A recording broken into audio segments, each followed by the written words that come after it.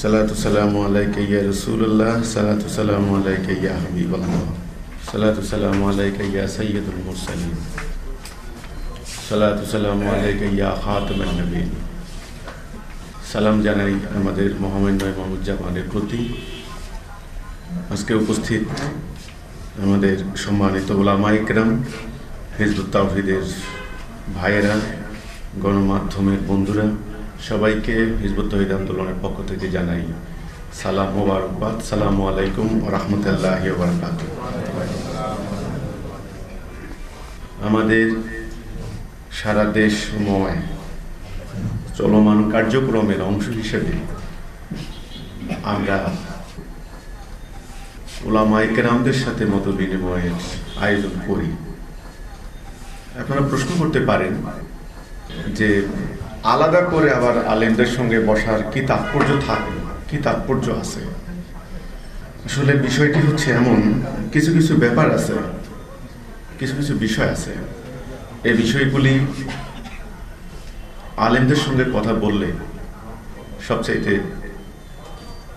যুক্তিযুক্ত হয়, সুবিধা হয়, যেটা অন্যদেরকে বোঝানো মুশকিল। সেজন্য আলাদা করে আপনাদের সঙ্গে বসলাম। সম্মানিত উলামায়ে কেরাম, আপনাদেরকে আমি কোরআনের আয়াত শোনানোর জন্য আমি এখানে বসি নাই। আপনারা আমার থেকে অনেক ভালো জানেন। হাদিস শাস্ত্র অনেকে অভিজ্ঞ, অনেক আছেন ফকিহ, ইসলামের আইন শাস্ত্র ফিকহ আপনাদের জানা আছে, আরবির জ্ঞান, আরবি ভাষার সম্পর্কে জ্ঞানও আপনাদের জানা আছে। আমি গতানুগতিক যেই সিস্টেমে ওয়াজ মাহফিল হয়, সারা বাংলাদেশে শীতকালে হাজার হাজার মাহফিল হয়, বিভিন্ন ধরনের আলেমরা ওয়াজ করেন, বিভিন্ন স্টাইলে, বিভিন্ন ডিজাইনে। ফেসবুকে এগুলি আমি দেখি। মানুষ ওয়াজ মাহফিলে হাসেন, কাঁদেন, চিৎকার করেন, প্রতিপক্ষের বিরুদ্ধে বিষোদাগার হয়, বহু ধরনের ওয়াজ হয়। আমি ওই ধরনের কোনো ওয়াজও করার জন্য আমি বসে নাই। আমি কিছু প্রশ্ন আপনাদের সামনে উত্থাপন করব। আজকে কতগুলি বিষয় আপনাদেরকে অবশ্যই মূল্যায়ন করতে হবে, পর্যবেক্ষণ করতে হবে, ইভালুয়েশন করতে হবে, মূল্যায়ন করতে হবে। প্রথম কথা হচ্ছে এই, আমরা একটা জাতি। আপনি যদি রাসূলের উম্মত হিসেবে মনে করেন, উম্মতে মুহাম্মাদি, আপনি যদি আল্লাহর হুকুমের আনুগত্যকারী মনে করেন, তাহলে মুসলিম, মোমেন, আল্লাহ বিশ্বাসী যদি মনে করেন, মোমেন, মুসলিম, উম্মতে মুহাম্মাদি। আমাদের পরিচয় কি? পবিত্র কোরআনে আমাদেরকে আল্লাহ অ্যাড্রেস করেছেন কুনতুম খায়রা উম্মাতি। আয়াতটা আপনারা জানেন ভালো করে। তোমরাই তো সেরা জাতি। প্রথম কথাই হচ্ছে এটা, তোমরাই তো সেরা জাতি। তোমাদের উত্থান ঘটানো হয়েছে, মানব জাতিকে সৎ কাজের আদেশ দিবে, অসৎ কাজ থেকে নিষেধ করবে। এখানে পরিষ্কার আমাদের কর্তব্য কি? আমরা সেরা জাতি। আল্লাহ রাব্বুল আলামিন আপনাদেরকে দৃষ্টি দিয়েছেন।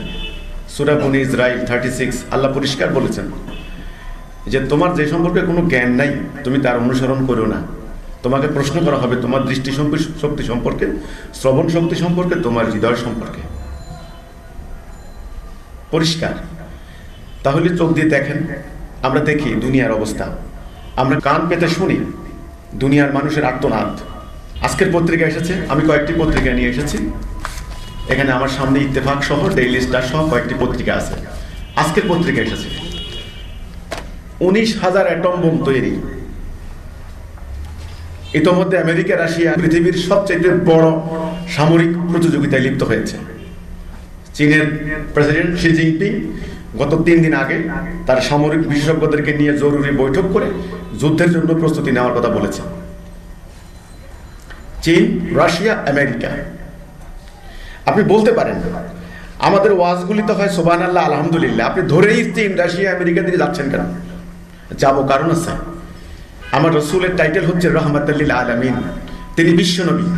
তিনি আঞ্চলিক নবী না, গোত্রের নবী না, ফ্যামিলির নবী না। আমার কোরআন, কোরআনুল কারীম, কোরআনুল হাকিম, ফুরকান, কোরআনুল মাজিদ মানব জাতিকে পরিচালিত করার জন্য জীবন বিধান ছিল এবং আছে। সেই মুসলমানরা আজকে আমাদের দুনিয়ার খবর নাই, দেশের খবর নাই, সমাজের খবর নাই। চার দেওয়ালের মধ্যে আবদ্ধ থেকে আমরা সুবহানাল্লাহ সুবহানাল্লাহ করে জান্নাত চলে যাব। আল্লাহ আমাদেরকে এই জন্য বানান নাই। ভাবতে হবে, ভাবনার জন্য দেওয়া হয়েছে ব্রেন। আল্লাহ বললেন তোমাদেরকে আকেল নাই, তোমরা কি ভাববে না? আল্লাহ পবিত্র কোরআনে প্রথমেই বললেন, প্রথম আয়াতটা ইকরা বিসমি রাব্বিকাল্লাযী খালাক, পড়ুন আপনার প্রভুর নামে। আপনারা আলেমরা এটা জানেন ভালো করে। রাসূল বলেছিলেন আমি তো পড়তে পারি না, একথা বলার পরে রাসূলকে কিন্তু ছেড়ে দেওয়া হয় না। জিবরাইল আমিন আলিঙ্গন করলেন, তিনি পড়তে লাগলেন, বুঝতে লাগলেন। মানুষ পড়ে কি জন্য? জানার জন্য, বোঝার জন্য। এই যে আমার সামনে একটা পত্রিকা, আমি পড়বো কেন? দুনিয়ার দেশের খোঁজ খবর নেওয়ার জন্য, রাজনীতি, অর্থনীতি কোথায় কি হচ্ছে নাকি। এই জন্য আল্লাহর প্রথম কথা হচ্ছে পড়ো। আল্লাহ বলছেন দেখো, সূরা জুমারের 18 নম্বর আয়াত আল্লাহ বললেন শোনো, এর মধ্যে যেটা উত্তম সেটা গ্রহণ করো। কাজেই আজকে আমি আপনাদেরকে অনুরোধ করব, দেখুন, চোখ তুলে দেখুন, কান পেতে শুনুন, হৃদয় উন্মুক্ত করে উপলব্ধি করুন এবং আকেলকে খাটান। হে মানুষ, তোমরা না আল্লাহর খলিফা, তোমাদেরকে না আল্লাহ সৃষ্টি করেছেন তার খেলাফত করার জন্য? আজকে তোমরা কার খেলাফত করছো? সূরা নিসার 1 নম্বর আয়াত আল্লাহ পরিষ্কার বললেন, হে মানুষ তোমরা আল্লাহকে ভয় করো। আমি তোমাদের একজনকে সৃষ্টি করেছি, তার থেকে তার স্ত্রীকে সৃষ্টি করেছি। এই দুইজন থেকে আমি তোমাদের সবাইকে সৃষ্টি করেছি। তোমাদের জ্ঞাতি বন্ধন সম্পর্কে সতর্ক থেকো। তোমরা তো ভাই ভাই, এক পরিবার, এক বাবা মা, আদম হাওয়ার সন্তান। হিন্দু, বৌদ্ধ, ইয়াহুদি, খ্রিস্টান, আস্তিক, নাস্তিক, নামাজি, বেনামাজি, নারী, পুরুষ, উত্তরের, দক্ষিণের, পশ্চিমের, পূর্বের, মরু অঞ্চলের, মেরু অঞ্চলের, পাহাড়ি অঞ্চলের, বনাঞ্চলের, যেটাই দাবি করো না কেন, তোমরা সবাই এক জাতি, ওয়ান নেশন। এই এক জাতিসত্তার সম্পর্কে ভাবতে হবে। সেই আদম, বনি আদমের কি পরিস্থিতি সারা দুনিয়াতে, এটা আপনাদেরকে ভাববেন। আপনার কি ভাবনার আওতার মধ্যে পড়ে নাকি? না পড়ে না। ওই যে ক্বালা রাব্বুকা লিল মালাইকাতি ইন্নী জাইলুন ফিল আরদি খলিফা, ফিল আরদ, দিস আর্থ ইংরেজিতে বলে। এই পৃথিবীতে আপনি খলিফা। আপনি কিন্তু পরকালে খেলাফত করবেন কার? এই পৃথিবীতে আল্লাহর খলিফা, এই দুনিয়াতে। দুনিয়াকে নিয়ে ভাবতে হবে। রব্বানা আতিনা ফিদ দুনিয়া হাসানাতাও ওয়া ফিল আখিরাতি হাসানাতাও ওয়া কিনা আযাবান নার। পবিত্র কোরআনে আল্লাহ মুমিনদের দোয়া শিখান, আল্লাহ তুমি আমাদের দুনিয়ার জীবনকে সুন্দর করো এবং আখিরাতের জীবনকে সুন্দর করো, জাহান্নামের আযাব থেকে আমাদেরকে রক্ষা করো। তাহলে আগে দুনিয়া না আগে আখিরাত? দুনিয়া। আপনি খলিফা কি দুনিয়াতে নাকি আখিরাতে? দুনিয়াতে। এই দুনিয়াকে নিয়ে ভাবতে হবে। ভাবুন, দেখুন মানব জাতির অবস্থা। তৃতীয় বিশ্বযুদ্ধের দ্বার প্রান্তে চলে এসেছে মানুষ। কে মানুষকে এখানে আনলো? মানুষ এখানে কেন আসলো? এরকম তো হওয়ার কথা ছিল না মানুষের। এ মানব জাতি গেল, এবার মুসলমান আসি। এবার আমরা মুসলিম, আমরা আল্লাহর কিতাব বিশ্বাস করি, রাসূলকে বিশ্বাস করি, পরকালকে বিশ্বাস করি, জান্নাত জাহান্নামকে বিশ্বাস করি, হাসরকে বিশ্বাস করি। করি না? করি। আমরা মুসলিম, আমরা মুমিন, আমরা দাবি করি। সম্মানিত উলামা ইকরাম, আমি আপনাদের প্রতি বিনীত আবেদন করব, অনুরোধ করব, আল্লাহ আপনাদেরকে জ্ঞান দিয়েছেন। আপনারা কষ্ট করে জীবন যৌবন বিরাট একটা অংশ ব্যয় করে আপনারা এলেম হাসিল করেছেন, জ্ঞান অর্জন করেছেন। আমরা আকীদা কত ভাবে? আমরা কয় জাতি? এক জাতি। আমাদের আল্লাহ কয়জন? রাসূল কিতাব কয়টা? রাসূল যে জাতি তৈরি করলেন উম্মতে মুহাম্মদী, সেটা কয় খণ্ড, কয় টুকরা ছিল? হ্যাঁ, অখণ্ড। এই টিস্যু পেপারটা কি জন্য বানানো হয়েছে? একটা উদ্দেশ্য আছে না? এটাকে যদি আপনি মধ্যখানে 2 টুকরা করেন, কি হয়ে গেল? উদ্দেশ্যের সম্ভাবনা কমে গেল না? আরো টুকরা করেন, কি হলো? আরো টুকরা করেন, কি হলো? আরো টুকরা করেন, আরো টুকরা করেন, আরো টুকরা করেন।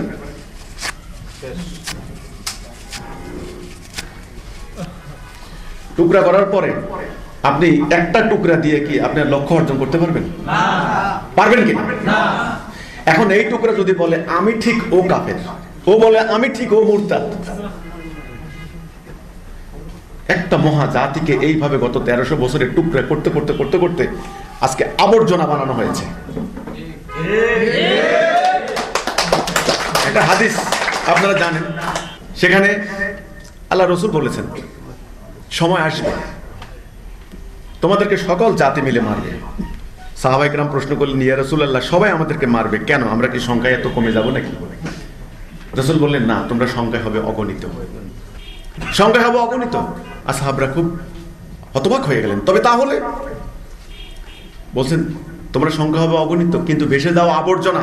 আবর্জনা আজকে আমরা 150 কোটি, দ্বিতীয় বৃহত্তম জনগোষ্ঠী মুসলমান, 6.5 কোটি উদ্বাস্তু। নাম দিছি কি? নাম দিছে অভিবাসী। অভিবাসী তো নয়, তোমার হতভাগা দুর্ভাগা মুসলমান, সিরিয়ার মুসলমান, ইথিওপিয়ার মুসলমান, ইরাকের মুসলমান, লিবিয়ার মুসলমান, আরাকানের মুসলমান, পাকিস্তানের মুসলমান, আফগানিস্তানের মুসলমান। তাদের বাড়ি নাই, ঘর নাই, ইজ্জত নাই, মান নাই, সম্মান নাই, রিজেক নাই, কিচ্ছু নাই। 6.5 কোটি, 6.5 কোটি খেলাখেলি নয়। আমার কথা না, জাতিসংঘের হিসাব। উদ্বাস্তু মুসলমান। মিয়ানমারে 10 লক্ষ মুসলমানদেরকে তাড়িয়ে দিল, আমরা কিচ্ছু করতে পারি না। পুরো ইরাক ধ্বংস করে দিল, আমরা কিচ্ছু করতে পারি না। পুরো আফগানিস্তান মাটির সঙ্গে মিশাই দিল, আমরা কিচ্ছু করতে পারি না। একে একে সারা দুনিয়াতে তাণ্ডব চালাচ্ছে, আমরা কিছু করতে পারি নাই, পারবো না, পারার সম্ভাবনাও নাই। কেন? কিসের অভাব? কিসের অভাব? সম্মানিত উলামায়ে কেরাম, আমি একজন গুনাহগার আদনা সদস্য হিসাবে, জাতির আল্লাহ বিশ্বাসী মুমিন দাবিদার হিসাবে আমি এই প্রশ্ন করতে পারি, কি অভাব? কিসের অভাব? নামাজের অভাব, রোজার অভাব, হজের অভাব, যাকাতের অভাব? কিসের অভাব? মসজিদ, লক্ষ লক্ষ মসজিদ, টাইলসের মসজিদ, এসি মসজিদ, সোনার গম্বুজ আছে কোন কোন মসজিদের। মাদ্রাসা, বিভিন্ন ধরনের মাদ্রাসা, এই হেফজোখানা, কওমি মাদ্রাসা, সরকারি আলিয়া, কত রকমের মাদ্রাসা। কিসের অভাব? লক্ষ লক্ষ আলেম,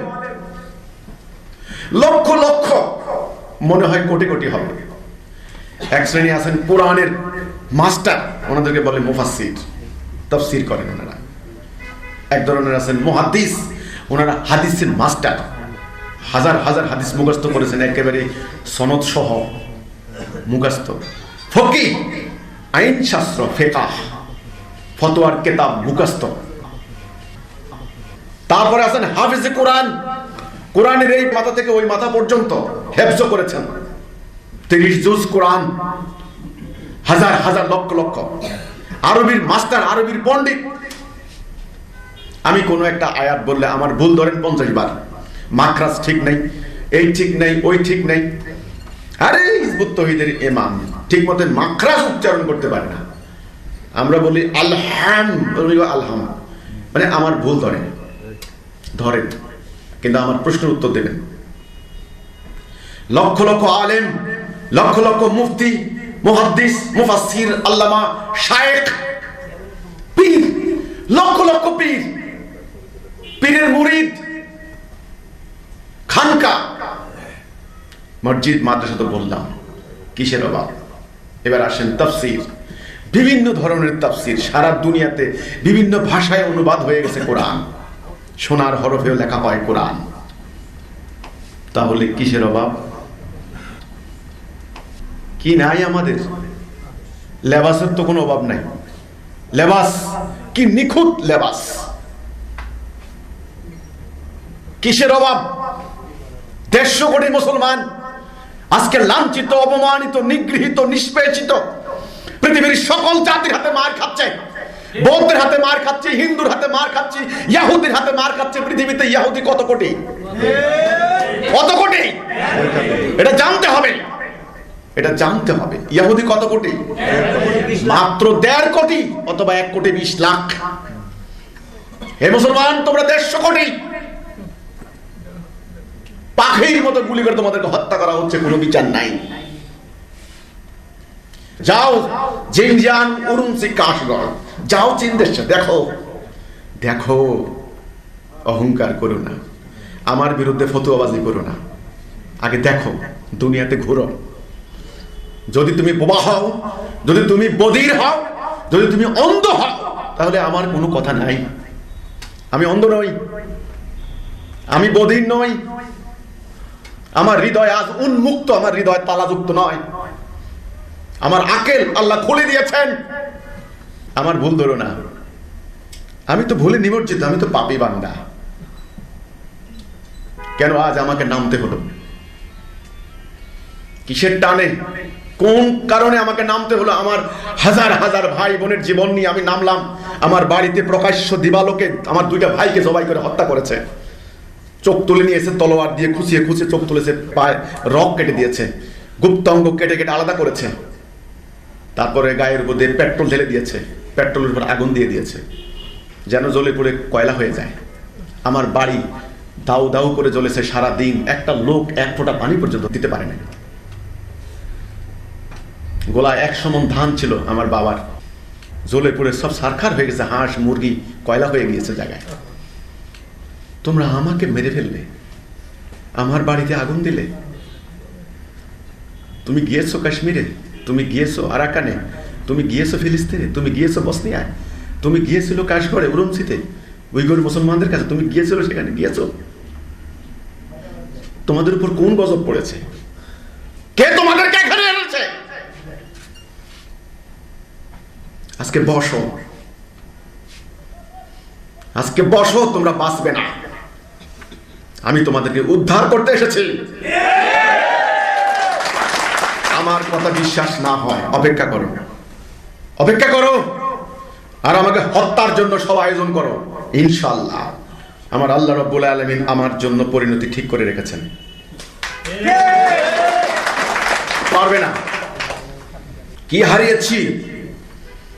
150 কোটি, এত আমল, এত এলেম, এত লেবাস, এত আনুষ্ঠানিকতা, সব ব্যর্থতায় পর্যবসিত হয়েছে। হোয়াই? কেন? এই কেনর জবাব আমারও জানা ছিল না।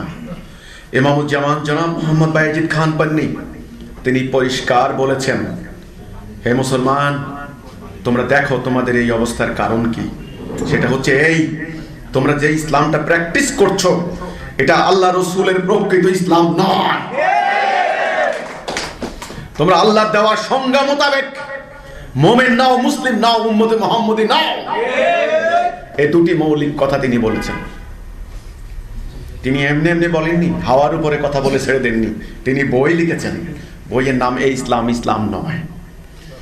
বই যখন বাজারে গিয়েছে শুরু হয়েছে প্রতিবাদ। কি আমরা মুসলমান না? সম্মানিত উলামা ইকরাম, আপনাদেরকে কোরআন হাদিসের জ্ঞান দেওয়ার সাধ্য আমার নাই, আমি মাপ চাই। আমি সেই প্রচেষ্টাও করব না, সেটা আমার দ্বারা সম্ভব নয়, প্রয়োজন নাই। কোরআন হাদিসের জ্ঞান আপনাদের আছে, কিন্তু আমি আজ সে কথা বলতে চাই যেই কথা দুনিয়াতে নাই। আপনারা জানেন, আপনারাই বলেন, ইসলামের বুনিয়াদ কয়টা?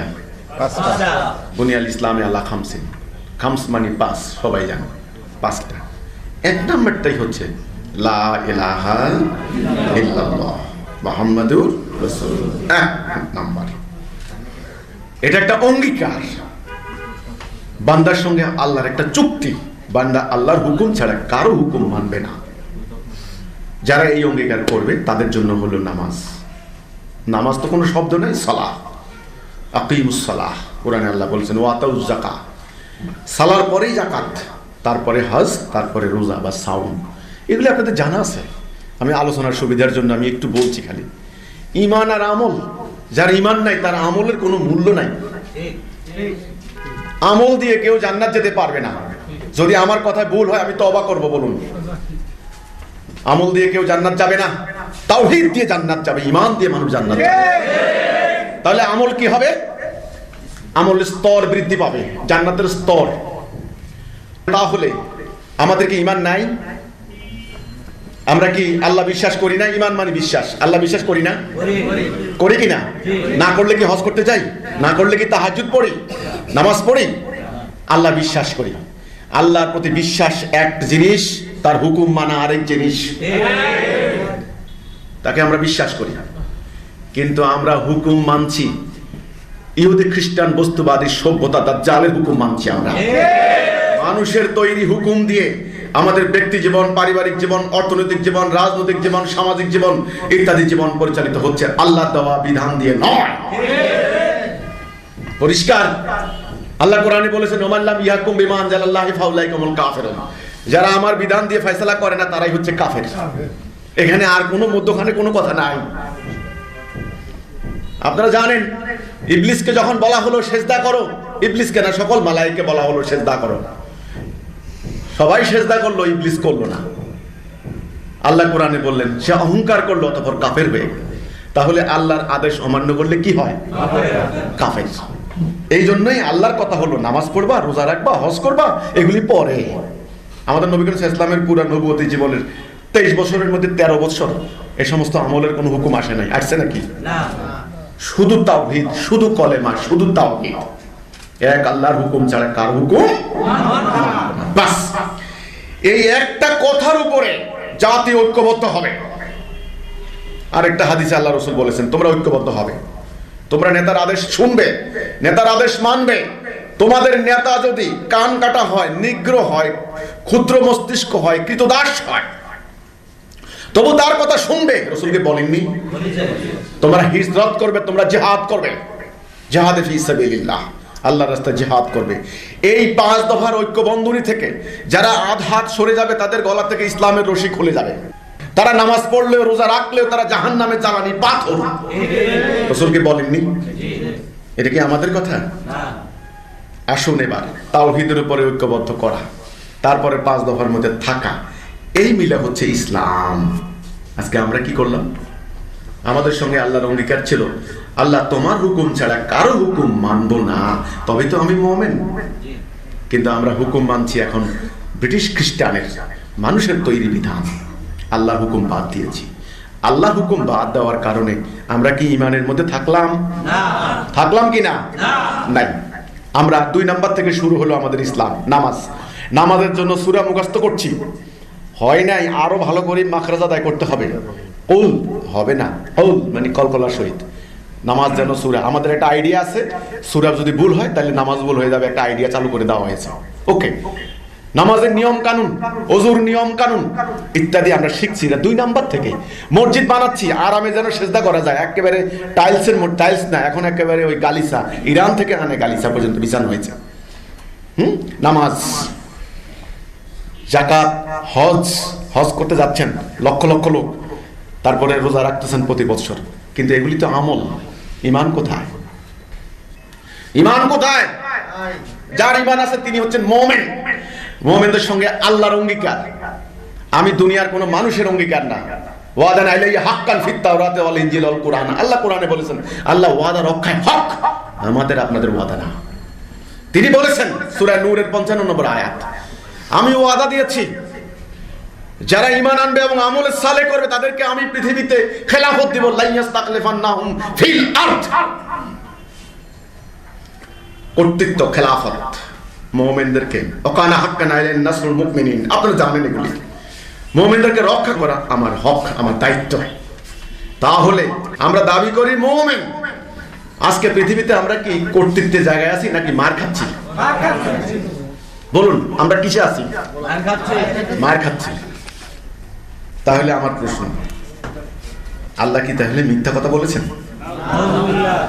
নাকি আমরা মুমিন নই? আমাদের দাবি সত্য নয়। এইখানেই কথা, এখানেই কথা। তাহলে এত এলেম, এত জ্ঞান, এত পাণ্ডিত্য, এত আমল কোথায় গেল? তাহলে কি লাভ হলো? মুমিন হতে পারলাম না। অহংকার তো পরের কথা, মুমিন হতে পারলাম না। যুক্তি 2 যোগ 2 4। আমার যদি যুক্তি ভুল হয় আপনারা বলেন, আমি বলেছি তওবা করব 70 বার। আল্লাহ কোরআনে বললেন যে আমি ওয়াদা দিয়েছি যারা ঈমান আনবে আমল সালেহ করবে তাদেরকে পৃথিবীতে খেলাফত দেওয়া হবে। পরিষ্কার। আজকে আমরা গত 1300 বছর আমরা আজকে গোলাম। গত 300 বছর আগে ব্রিটিশরা যখন আমাদেরকে শাসন করলো তারপর থেকে কি হলো? তারা চলে যাওয়ার পরে আমাদের অর্থনীতি কার? আল্লাহ না তাদের? আমাদের রাজনীতি কার? এই যে কামড়া কামড়ির রাজনীতি, এটা কি আল্লাহ রাসূল শিখাইছেন? তাদের। এই ধান্দাবাজের রাজনীতি, এই রাজনীতির চেহারা কেমন আপনাদের কাছে? এগুলি এখন পরিষ্কার। নাম দিছে গণতন্ত্র। হায়রে মুসলমান, এই তোমাদের জীবন ছিল না। সম্পূর্ণরূপে তারা আল্লাহর হুকুমকে বাদ দিয়ে ঈমান থেকে আউট, ফলে তাদের এই আমল কবুল হচ্ছে না। এত বড় কথা আমি বললাম, তোমাদের আমল কবুল হচ্ছে না। এই কথা বলার সাথে সাথে গালি তো আসবেই, মার তো আসবেই। কি এত টাকা খরচ করে হজ করে আসলাম আর তুমি বলো আমার আমল হয় না? আমি নামাজ পড়লাম, তুমি বলো আমার নামাজ হয় না। তুমি কেরা? তোমার কাছে কি খবর আছে নাকি? কবুল হয় কি না হয় এটা আল্লাহ জানে। বলেন একটা কথা, কবুল হয় কি হয় না আল্লাহ জানে না। কবুল হওয়ার প্রমাণ আছে, একদম পরিষ্কার। এখন আপনাদেরকে চিন্তা করতে হবে, উলামায়ে কেরাম, জ্ঞান তো হাসিল হচ্ছে, এলেম তো হাসিল হচ্ছে, তাহলে সংকটটা কোথায়? এই সংকটটা হচ্ছে এখানে যে পুরা উম্মাহ 5 দফা থেকে আউট, তাওহীদ থেকে আউট। 5 দফা থেকে আউট হয়ে গেলে ইসলামের রশি খুলে যাবে। রাসূল নিজেই বলেছেন, নামাজ পড়লেও নামাজ পড়ি, রোজা রাখলেও রোজা রাখি, মুসলমান বলে দাবি করলেও দাবি করি, আমরা মুসলমান, পাক্কা মুসলমান, আমরা ইসলাম থেকে আউট। রাসূলের কথা মোতাবেক, আল্লাহর কথা মোতাবেক। এটা আমাদের মুখস্থ কথা নয়। তবে কি করণীয় আপনারা বুঝবেন।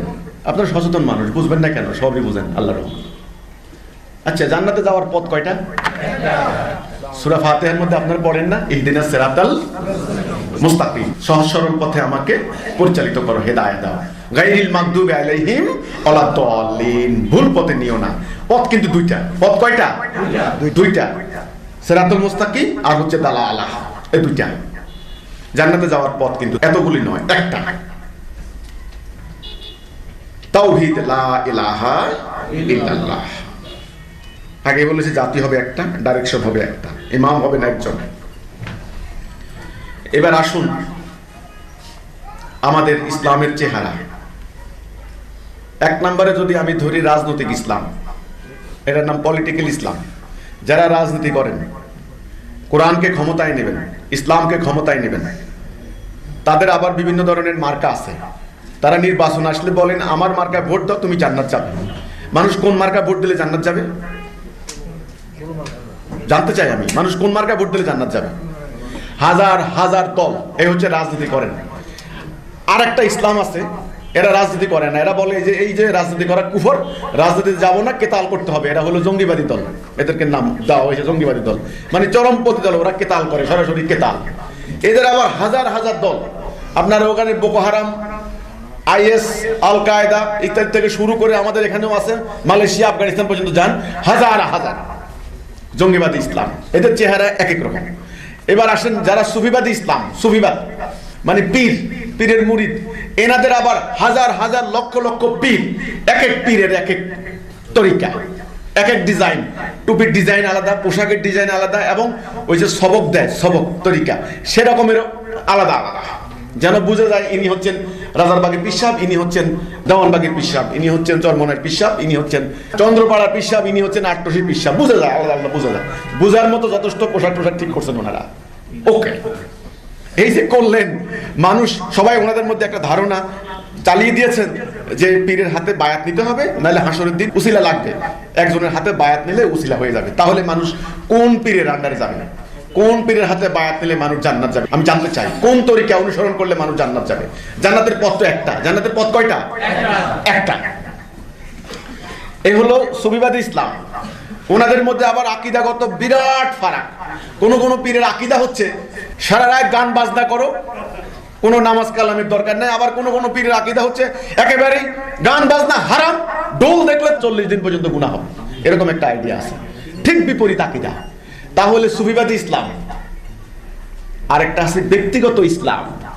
এনারা কি করেন দেখেন, এনারা রাজনীতিও করেন না, কোনো পীরের মাজারেও যান না, জঙ্গিবাদী তো প্রশ্নই আসে না, কোনো জঙ্গিবাদী দলেও যান না।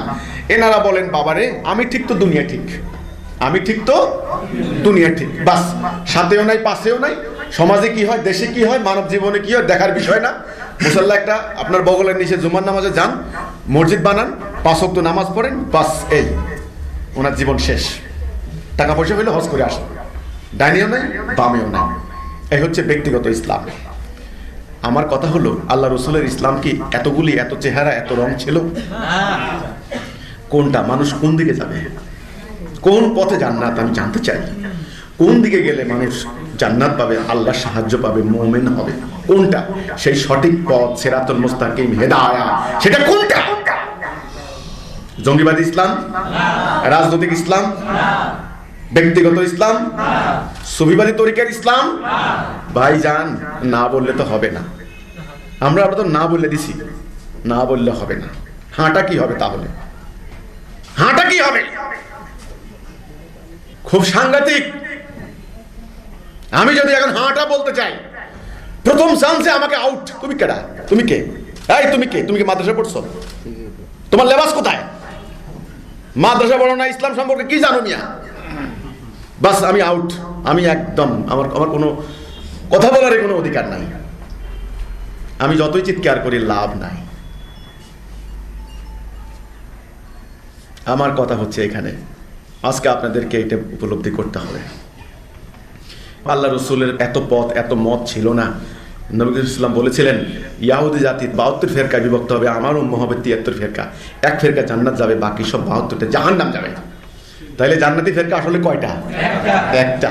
রসুলের হাদিস মোতাবেক এতগুলি দল, এতগুলি মত অবশ্যই জান্নাতি নয়। সেই জান্নাতি ফেরকাকে খুঁজে বের করার দায়িত্ব আপনাদের। জাতিকে রক্ষা করতে হলে, নিজেরা বাঁচতে হলে। আমাদের কথা হচ্ছে এখানে। আপনারাই জানেন, আপনারাই পড়ান লোকদেরকে, আকীদা ভুল হলে ঈমানের কোনো মূল্য নাই, ঈমান না থাকলে আমলের কোনো মূল্য নাই। আপনারাই পড়ান। 3টা সাবজেক্ট: আকীদা, ঈমান, আমল। আকীদা মানে সম্যক ধারণা, সামগ্রিক ধারণা। ঈমান মানে বিশ্বাস, আমল মানে আমল তো একটু আগে বললামই। ওভারঅল আইডিয়া, পূর্ণাঙ্গ ধারণা। একটা বস্তু চোখে দেখে কেন, কি জন্য বানানো হয়েছে এটা জানার নাম আকীদা। আমার হাতে আপনারা একটা বস্তু দেখতে পাচ্ছেন, এই জিনিসটার কি নাম? এটা কি জন্য বানানো হয়েছে? এই যে জানলাম এই সম্পর্কে, এটা জানার নাম হলো আকীদা। এই জন্য আল্লাহ কোরআনে বলেছেন, জানো, না জেনে কোনো কাজ করো না। তোমার যে সম্পর্কে কোনো জ্ঞান নাই তার অনুসরণ, এর মানে হচ্ছে এটা। এই সম্পর্কে আগে জ্ঞান নাও, আগে বুঝো এটা কি জন্য, তারপর আমল। আগে বুঝা না, আগে আমল। আগে বুঝা, আগে জানা, কেন করব, কি জন্য করব, হোয়াট রিজন, কি যুক্তি আছে এর পিছনে। এটার নাম হচ্ছে আকীদা। আকীদা আগে বুঝেন, তারপরে কাজ। প্রথমে আকীদা হচ্ছে আমাদের নবী সাল্লাল্লাহু আলাইহি ওয়াসাল্লামের আগমনের উদ্দেশ্য কি। খুব গুরুত্বপূর্ণ কথা। তিনি কি একদল সুফিবাদী তরিকার লোক তৈরি করার জন্য দুনিয়াতে আসছেন? না। তিনি কি ধুমসে রাজনীতি করার জন্য দুনিয়াতে আসছেন? না। আপনি না বললে হবে না রে ভাই। আকীদাটা কি তাহলে, ওনার আগমনের উদ্দেশ্য কি তাহলে, এটা বুঝতে হবে। আমি শর্টের মধ্যে শুধু এটুকু বলবো, ওনাকে আল্লাহ রাব্বুল আলামিন 2টা জিনিস দিয়েছেন। সূরা ফাতিহা 28, সূরা সফ 9, সূরা তওবা 33। পরিষ্কার, ওয়াল্লাযী আরসালা রাসূলাহু বিল হুদা ওয়া দীনিল হক। 2টা জিনিস, হেদায়া এবং সত্য দিন। হেদায়া এবং সত্য দিন, দিন জীবন ব্যবস্থা আল্লাহ ওনাকে দিলেন। লিইয়ুযহিরাহু আলা দীনি কুল্লিহি, সমস্ত দিনের উপর এটাকে বিজয়ী করার জন্য, গালেব করার জন্য, জাহের করার জন্য, প্রতিষ্ঠা করার জন্য। বাস। তাহলে রাসূলকে দুখান জিনিস দেওয়া হলো, হেদায়া এবং সত্য দিন। হেদায়া মানে তাওহীদ, লা ইলাহা ইল্লাল্লাহ। দিন মানে এই তাওহীদের উপর প্রতিষ্ঠিত হওয়া জীবন বিধান, জীবন ব্যবস্থা। আমার ফ্যামিলি কিভাবে চলবে, আমার ব্যবসা বাণিজ্য কিভাবে চলবে, আমার রাজনীতি, আমার অর্থনীতি, আমার সামরিক নীতি কিভাবে চলবে, এই সম্পূর্ণ বিধানের নামই হচ্ছে দিন। এই দিন 2 ধরনের হতে পারে, একটা হলো ইবলিসের তৈরি, একটা হচ্ছে আল্লাহর তৈরি। আল্লাহর তৈরি দিনের নামই হচ্ছে দীনুল হক। এটা আল্লাহ দিলেন। এখন এটা প্রতিষ্ঠা করতে হবে না মানব জীবনে? কতটুকু এলাকা প্রতিষ্ঠা করবেন?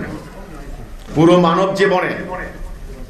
কোরআনে আল্লাহ বলেছেন আল্লাহ রসুলকে যে আপনি বলুন, হে মানুষ, আমি তোমাদের সবার জন্য আল্লাহ রসুল।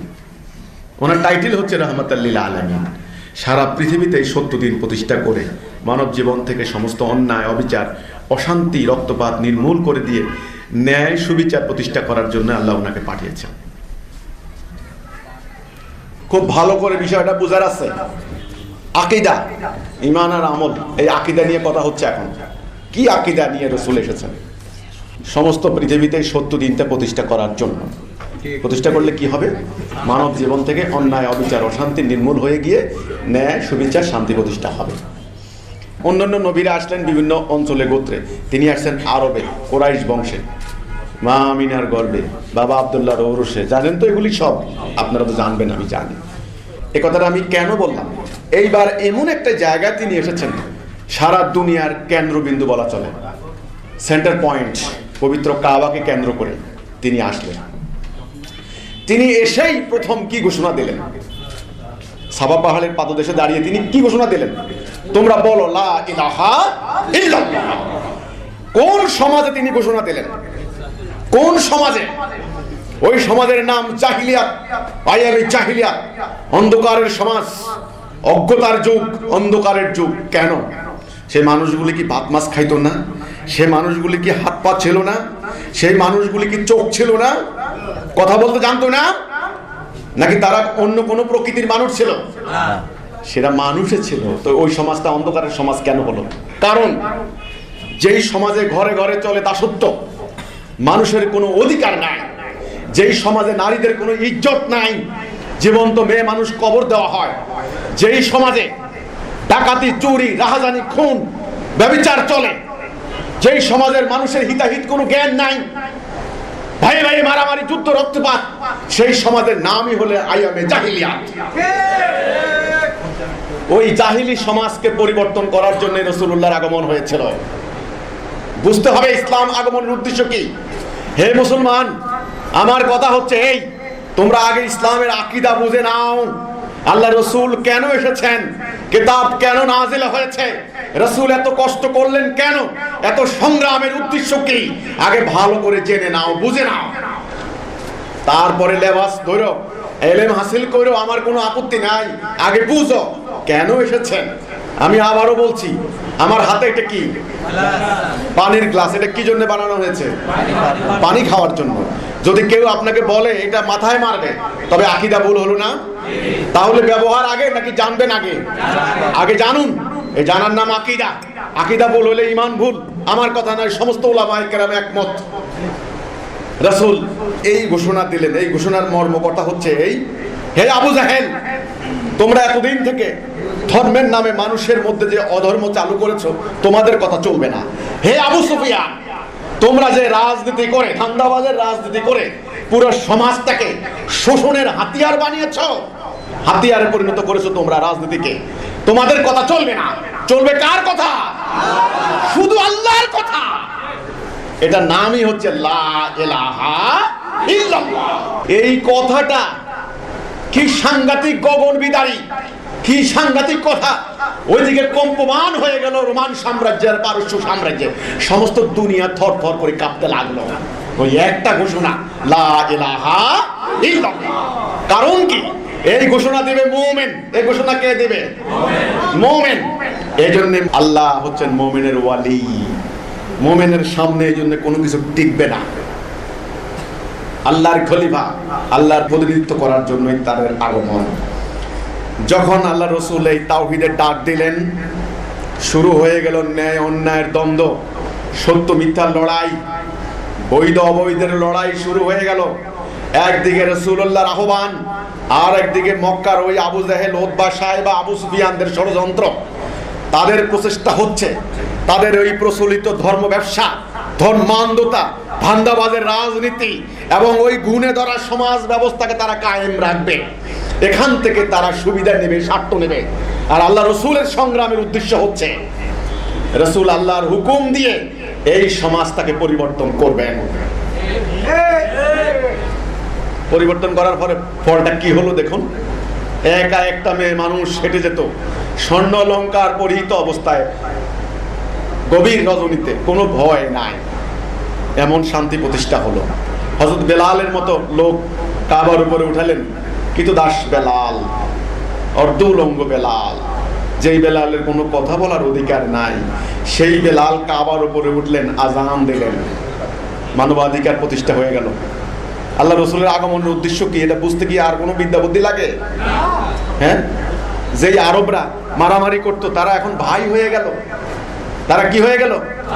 যাদের পেটে ভাত ছিল না তারা এখন সমৃদ্ধ হয়ে গেল।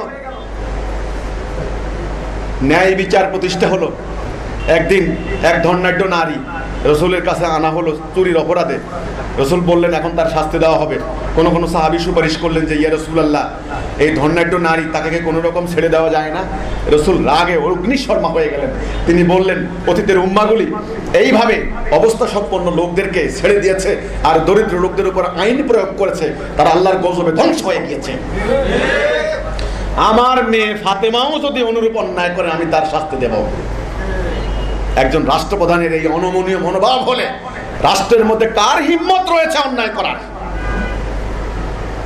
এই ন্যায় বিচার রাসূল প্রতিষ্ঠা করলেন। তাহলে এই যে মানুষের পরিবর্তনটা হলো, আত্মার পরিবর্তন হলো। কেমন পরিবর্তন হলো দেখুন, যে এই মানুষগুলি এতদিন অনর্থক অহেতুক মূর্তি পূজায় লিপ্ত হতো, এখন তারা আল্লাহর দাসত্ব করে, আল্লাহর ইবাদত করে। কালে ভদ্রে কেউ কোনো অন্যায় করে ফেললে রাসূলুল্লাহর কাছে গিয়ে ধর্ণা দেয়, হাজির হয়, আদালতে গিয়ে নিজে সারেন্ডার করে, ইয়া রাসূলুল্লাহ আমি অপরাধ করেছি, আমাকে শাস্তি দিন।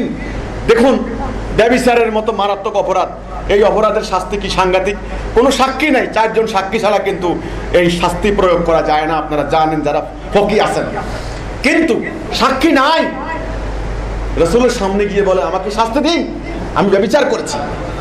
ভেতরের পরিবর্তন হলো, সমাজের পরিবর্তন হলো, অর্থনীতির পরিবর্তন হলো, সমস্ত সমাজ ব্যবস্থা পরিবর্তন হয়ে একটা শান্তিপূর্ণ সমাজ হয়ে গেল। শত্রু ভাই হয়ে গেল, দুর্বল সবল হলো, স্থির গতিহীন লোক গতিশীল হলো, ডায়নামিক হলো। কি দিয়া? আপনারা বলুন, কি দিয়া? সেই প্রকৃত ইসলাম দিয়া নয় কি? যেই আরবরা নিজেরা মারামারি করত, তারা দুইটা সুপার পাওয়ার ধ্বংস করে দিয়েছে, রোমান সাম্রাজ্য, পারস্য সাম্রাজ্য। অর্ধ দুনিয়াতে, সে আটলান্টিকের দিক থেকে ইন্দোনেশিয়া পর্যন্ত, জ্ঞানে বিজ্ঞানে সামরিক শক্তিতে, নতুন নতুন বৈজ্ঞানিক প্রযুক্তিতে তারা হয়ে গেল শিক্ষকের আসনে আসেন। আজ আমরা যাই কোথায়? আজ আমরা যাই অক্সফোর্ডে, আমরা যাই বিভিন্ন অস্ট্রেলিয়াতে, আপনার মেলবোর্নে, জার্মানিতে, আমরা বিভিন্ন দেশে যাই শিক্ষা অর্জন করার জন্য। তারা আসতো আমাদের এখানে শিক্ষা নেওয়ার জন্য। এই ইতিহাস কি আপনারা জানেন? জানেন তো নিশ্চয়ই। তাহলে জ্ঞানে বিজ্ঞানে সামরিক শক্তিতে, নতুন নতুন বৈজ্ঞানিক প্রযুক্তিতে আমরা হয়ে গেলাম শিক্ষকের আসনে আসি। সেই জাতি কিভাবে এখানে আসলো, কে তাদেরকে এখানে আনলো? সেই সেরা জাতি আজ পৃথিবীতে দুর্বল জাতিতে পরিণত হয়েছে। সেই শাসক জাতি আজ গোলাম জাতিতে পরিণত হয়েছে। আজকে আমাদের কিচ্ছু নাই, আমরা আজকে সবাই মার খাচ্ছি। ফুটবল যেমন প্রত্যেকের পায়ের কাছে গেলে লাথি মারে, ঠিক তেমনি আমাদেরকে আজকে লাথি মারছে। আজকে পৃথিবীর সমস্ত মিলিটারি মাইট তাদের, তারা হাজার হাজার অ্যাটম বোম বানায় আর আমরা ভয়ে কাঁপতে থাকি।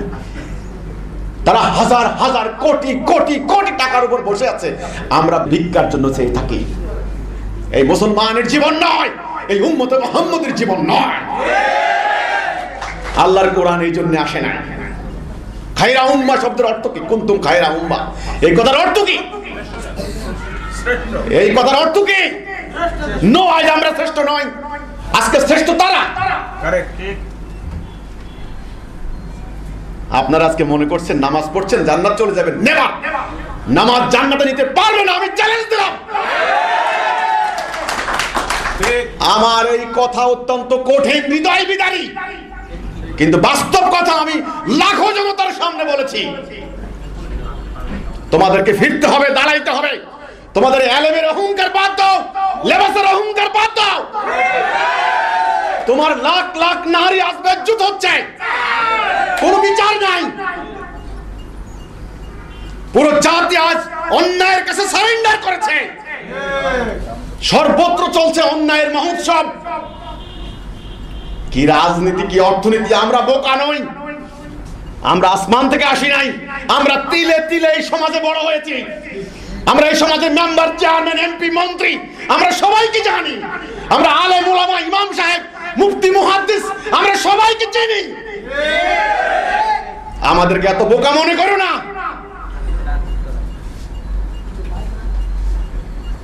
পুরো সমাজ আজ অন্যায়ের কাছে সারেন্ডার করেছে। তোমাদের সমস্ত ইবাদত আমল বন্দেগী ব্যর্থ ব্যর্থ ব্যর্থ। আজকে তোমরা দাঁড়াও, তোমরা বাঁচবে না, তোমাদের মৃত্যু অনিবার্য। এখন যদি পরাশক্তিধর রাষ্ট্রগুলি শুরু করে দেয় এই আপনার ক্ষেপণাস্ত্র, আর আগের মতো ক্ষেপণাস্ত্র না, এখন ক্ষেপণাস্ত্রের মধ্যে হলো অ্যাটম বোম। জানেন কি না শব্দের গতির থেকেও কত গুণ সম্পন্ন বলুন তো দেখি? সর্বশেষ তথ্য মোতাবেক কেউ বলে 8 গুণ, কেউ বলে 9 গুণ, কেউ বলে 7 গুণ, কেউ বলে 20 গুণ। অর্থাৎ শব্দের গতির থেকে কয়েক গুণ বেশি গতি সম্পন্ন মিসাইল। তোমার শহর নগর ধ্বংস হয়ে যাবে, তুমি টেরও পাবে না। শব্দের থেকে গতি সম্পন্ন মানে তো বুঝেন, চলে গেছে তোমাকে ধ্বংস করে দিয়ে, তুমি টেরও পাও না। অনেকক্ষণ পরে শব্দ হবে, ওই শব্দ শোনার মতো আর কেউ থাকবে না। কেন দুনিয়া এখানে আসলো, দুনিয়া এখানে কে আনলো? এটাই ইবলিসের সঙ্গে আল্লাহর চ্যালেঞ্জ হয়েছিল। আল্লাহ যখন বললেন সেজদা করো, ইবলিস সেজদা করলো না, অহংকার করলো।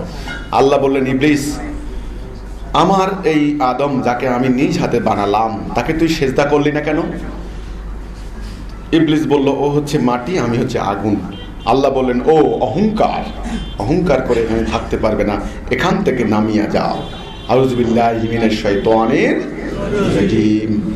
আল্লাহ বহিষ্কার করে দিলেন। তখন ইবলিস দাঁড়িয়ে বলে, আল্লাহ তোমার এই আদমের কারণে আমাকে তুমি বহিষ্কার করলে, আমি একে তোমার দেওয়া পথ থেকে সরিয়ে প্রমাণ করে দেব ও তোমার পথে থাকবে না।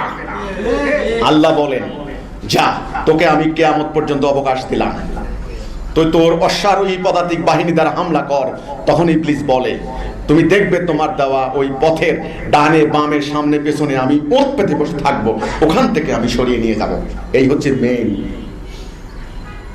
তারপরে দুনিয়াতে যখন আসলেন বাবা আদম মা হাওয়া, তখন কিন্তু আল্লাহ বলে দিলেন,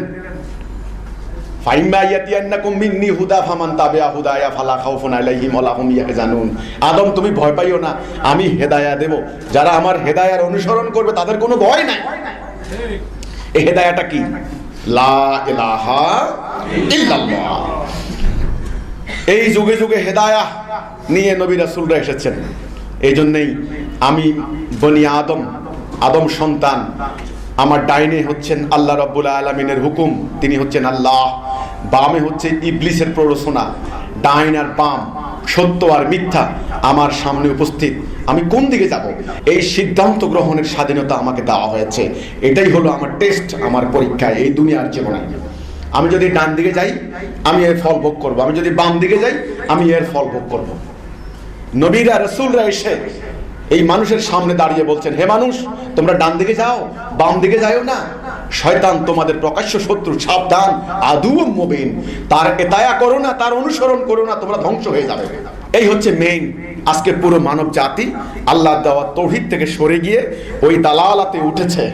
এই জন্য আজকে মানুষের এই মানুষের দ্বন্দ্ব, সংঘাত, দুর্বলের উপর সবলের অত্যাচার, দরিদ্রের উপর ধনীর বঞ্চনা, এই শাসিতের উপর শাসকের জুলুম। আজকে দুনিয়া আজকে নরককুণ্ড। এই নরককুণ্ড বানিয়েছে ইবলিস। আজকে সারা পৃথিবীর মানুষ কার দাসত্ব করছে? আল্লাহ না ইবলিসের? কার ইবাদত করছে? আল্লাহ না ইবলিসের? মানুষ কি সিরাতুল মুস্তাকিমে আছে নাকি দালালাতে আছে? দালালাতে। তাহলে আমি জানতে চাই কি মূল্য রয়েছে মসজিদের, মন্দিরের, গির্জার, প্যাগোডার, বাইবেল, ত্রিপিটক, জিন্দাবেস্তা, কোরআন, হাদিসের কি মূল্য রয়েছে? কি মূল্য রয়েছে লম্বা জুব্বা, দাড়ি, টুপি, সিনাগগের কি মূল্য? হে মানুষ, তোমরা সব দালালাতে চলে গিয়েছো। ইবলিস তোমাদেরকে সেখানে নিয়ে গিয়েছে। তোমরা সম্মিলিতভাবে আল্লাহর খেলাফত বাদ দিয়ে ইবলিসের খেলাফত করছো। এখন তোমরা সমগ্র মানব জাতি সম্পূর্ণরূপে বিনাশ হওয়ার জন্য প্রস্তুত হও। আমার কথা নয়। ফ্রান্সের বর্তমান প্রেসিডেন্টের কি নাম? ম্যাক্রো। প্রথম বিশ্বযুদ্ধের 100 বৎস পূর্তি পালন করে। জানেন তো 100 বছর ওরা করছে। ফ্রান্সে বিরাট সম্মেলন আয়োজন হলো, এক পাশে পুতিন, এক পাশে হলো ডোনাল্ড ট্রাম্প। দুইজনকে উদ্দেশ্য করে বলতেছেন, আপনারা সিরিয়া যা শুরু করেছেন, এইবার যদি তৃতীয় বিশ্বযুদ্ধ লাগে পুরো মানব জাতি বিনাশ হয়ে যাবে। এটা কি তাহলে আমার কথা? ফ্রান্স বিশ্বের অন্যতম পারমাণবিক পরাশক্তিধর রাষ্ট্রের মধ্যে একটা নাকি? ফ্রান্সের প্রেসিডেন্ট যখন এই কথা বলে, তাহলে আমার মতো সাধারণ মানুষের কথা নয়। কেন? আপনারা না আল্লাহর খলিফা, আপনারা না আখিরি নবীর উম্মত, আপনারা না রহমাতুল লিল আলামিনের উম্মত, আপনারা না দুনিয়াকে আল্লাহর তাওহীদের আন্ডারে আনার জন্য অঙ্গীকারবদ্ধ হয়েছেন? আর আজ দুনিয়া ধ্বংসের দ্বার প্রান্তে চলে এসেছে, আপনার তাহাজ্জুদ নামাজ আল্লাহ কবুল করবেন, তাই না? আপনি আল্লামা, আপনি শায়েখ, আপনি দরবেশ, আপনি পীর সাহেব, আপনি মাদ্রাসার প্রিন্সিপাল, আপনি মসজিদের খতিব, আপনি আমার ভুল ধরেন, আমার ভুল পরে ধরেন, মানব জাতিকে রক্ষা করেন, দেখি কত হিম্মত আছে আপনাদের। পারবেন না, পারবেন না। নিজেরাই তো মারামারি করে মারা যাচ্ছেন, দুনিয়াকে রক্ষা করবেন আবার, এই হিম্মত আপনাদের নাই। এখন তাহলে কি হবে? কি উপায় হবে মানব জাতির? কি হবে? এটাই হলো মেইন প্রশ্ন। আল্লাহর কাছে কি জবাব দিবেন? আল্লাহর কাছে দাঁড়াবেন না? কি জবাব দিবেন আল্লাহর কাছে? শুনি। মুসলমানদের আর কোনো উপায় নাই, ইমান শেষ, ইমান থেকে আউট। কোন নামাজ, রোজা, হজ, যাকাত, মাদ্রাসার, মক্তবের, কোন এলেমের, কোন আমলের, কোন লেবাসের আর 4 আনা পয়সার 2 পয়সার কোনো মূল্য নাই। শেষ, জিরো, সব জিরো। আমার এই কথা সারা দুনিয়ার মানুষ শুনতে পাচ্ছেন। আমি আজকে ঢাকা রাজধানীতে আলেম সম্মেলনে দাঁড়িয়ে কথা বলছি। হে পীর সাহেবরা, আপনাদের সমস্ত আধ্যাত্মিক সাধনা জিরো। হে আলেমরা, সমস্ত জ্ঞান জিরো। কারণ সমস্ত দুনিয়া আজ অন্যায়ের কাছে সারেন্ডার করেছে। আজকে দুনিয়াকে এই শয়তানের, ইবলিসের, দাজ্জালের কবল থেকে রক্ষা করার জন্য দাঁড়াও। এটাই এখন তোমার মুখ্য কর্তব্য, মুখ্য ইবাদত। দাঁড়াইতে হলে কিসের উপর দাঁড়াইতে হবে? কিসের উপর রাসূল দাঁড় করিয়েছিলেন? কোন পীরের গদির উপরে না, কোন রাজনৈতিক দলের প্ল্যাটফর্মে না, কোন জঙ্গিবাদী দলের জঙ্গি নেতার আহ্বানে না। দাঁড়াইতে হবে রাসূল যেভাবে দাঁড় করিয়েছেন, লা ইলাহা ইল্লাল্লাহ, আল্লাহর হুকুম ছাড়া কারো হুকুম মানব না। আমাদের জাতি হবে কয়টা? ইমাম হবেন কয়জন? একজন। পুরো জাতির লক্ষ্য হবে কয়টা? একটা। হুকুম মানবো কার? আল্লাহর।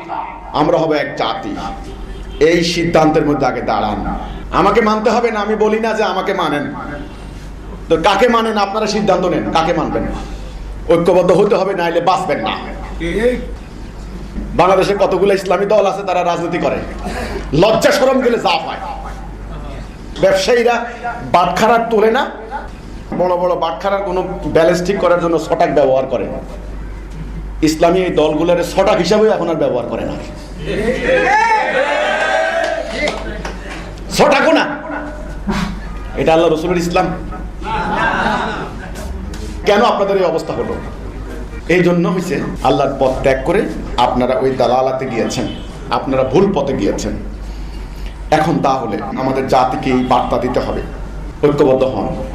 সবাই যদি পারেন ঐক্যবদ্ধ হন, সম্মান বাঁচবে, ইজ্জত বাঁচবে। আপনারা কে আলেম, কে নিরক্ষর, কে মাস্টার, কে ইঞ্জিনিয়ার, কে ডাক্তার, কে আইনজ্ঞ, কে শিল্পপতি, কে কোটিপতি, কে সাংবাদিক, কে সাহিত্যিক, কে সুশীল, সবার ইজ্জত বাঁচবে, না হলে কারো ইজ্জত বাঁচবে না। আল্লাহ কোরআনে বলেননি, হে বনি আদম, ইবলিসের অনুসরণ করো না, ও তোমাদের বাবা মাকে উলঙ্গ করেছে। উলঙ্গ আছে না কোরআনে আয়াত? বস্ত্রহরণ করেছে। হে মানুষ, আমি গুনাহগার, আমি দাঁড়িয়ে বলছি আজকে এখানে আলেম সম্মেলনে দাঁড়িয়ে, তাড়াতাড়ি তোমরা আল্লাহ দাসত্ব করো, তাড়াতাড়ি তোমরা ঐক্যবদ্ধ হও, না হলে শিল্পপতি, কোটিপতি, আইনজ্ঞ, বিশেষজ্ঞ, ডাক্তার, ইঞ্জিনিয়ার, আলেম, ওলামা, কারো পরনের লুঙ্গি রাখবে না ইবলিস, সবাইকে বেজ্জত করে ছাড়বে। কারণ এটা ইবলিসের সঙ্গে আল্লাহর চ্যালেঞ্জ হয়েছিল, সবাইকে বেজ্জত করে ছাড়বে। আমার এই কথাটা বিশ্বাস করলা না? করতে হবে। বাঁচার জন্য এখন একটাই উপায়, ওই পীর সাহেবদের প্রতি আমার আহ্বান, বেশি দিন আর গদি রাখতে পারবেন না। নিদানের কাল চলে এসেছে। গরু বকরি যা খেয়েছেন বের করতে হবে। বাঁচবেন, বাঁচবেন যদি ঐক্যবদ্ধ হন। রাজনীতি যারা করছেন ধর্মের নামে, তাদেরকেও বলছি, বেশি দিন আর সাইনবোর্ড রাখতে পারবেন না। বেজ্জত হওয়ার আগে ঐক্যবদ্ধ হন, ঐক্যবদ্ধ হন। মসজিদের ইমাম সাহেব যারা আছেন, বেশি দিন আর খেতে পারবেন না, ঐক্যবদ্ধ হন। দেখেন পৃথিবীর অবস্থা, দুনিয়ার অবস্থা, তাকান অবস্থার দিকে তাকান। বাঁচতে পারবেন না। আপনারা কি করে এত বড় অন্যায়ের কাছে সারেন্ডার করলেন? কি করে? জমিন আল্লাহ, জমিন কার? হুকুম চলবে কার? অথচ গত কয়েক শতাব্দী ধরে হুকুম চলছে কার? দাজ্জালের, ইবলিসের। দাজ্জালের হুকুমের প্রতি আপনারা আনুগত্যশীল হয়ে এত বড় অন্যায় করে আপনারা বাঁচবেন মনে করেন? বাঁচবেন না, আপনাদের শাস্তি অনিবার্য।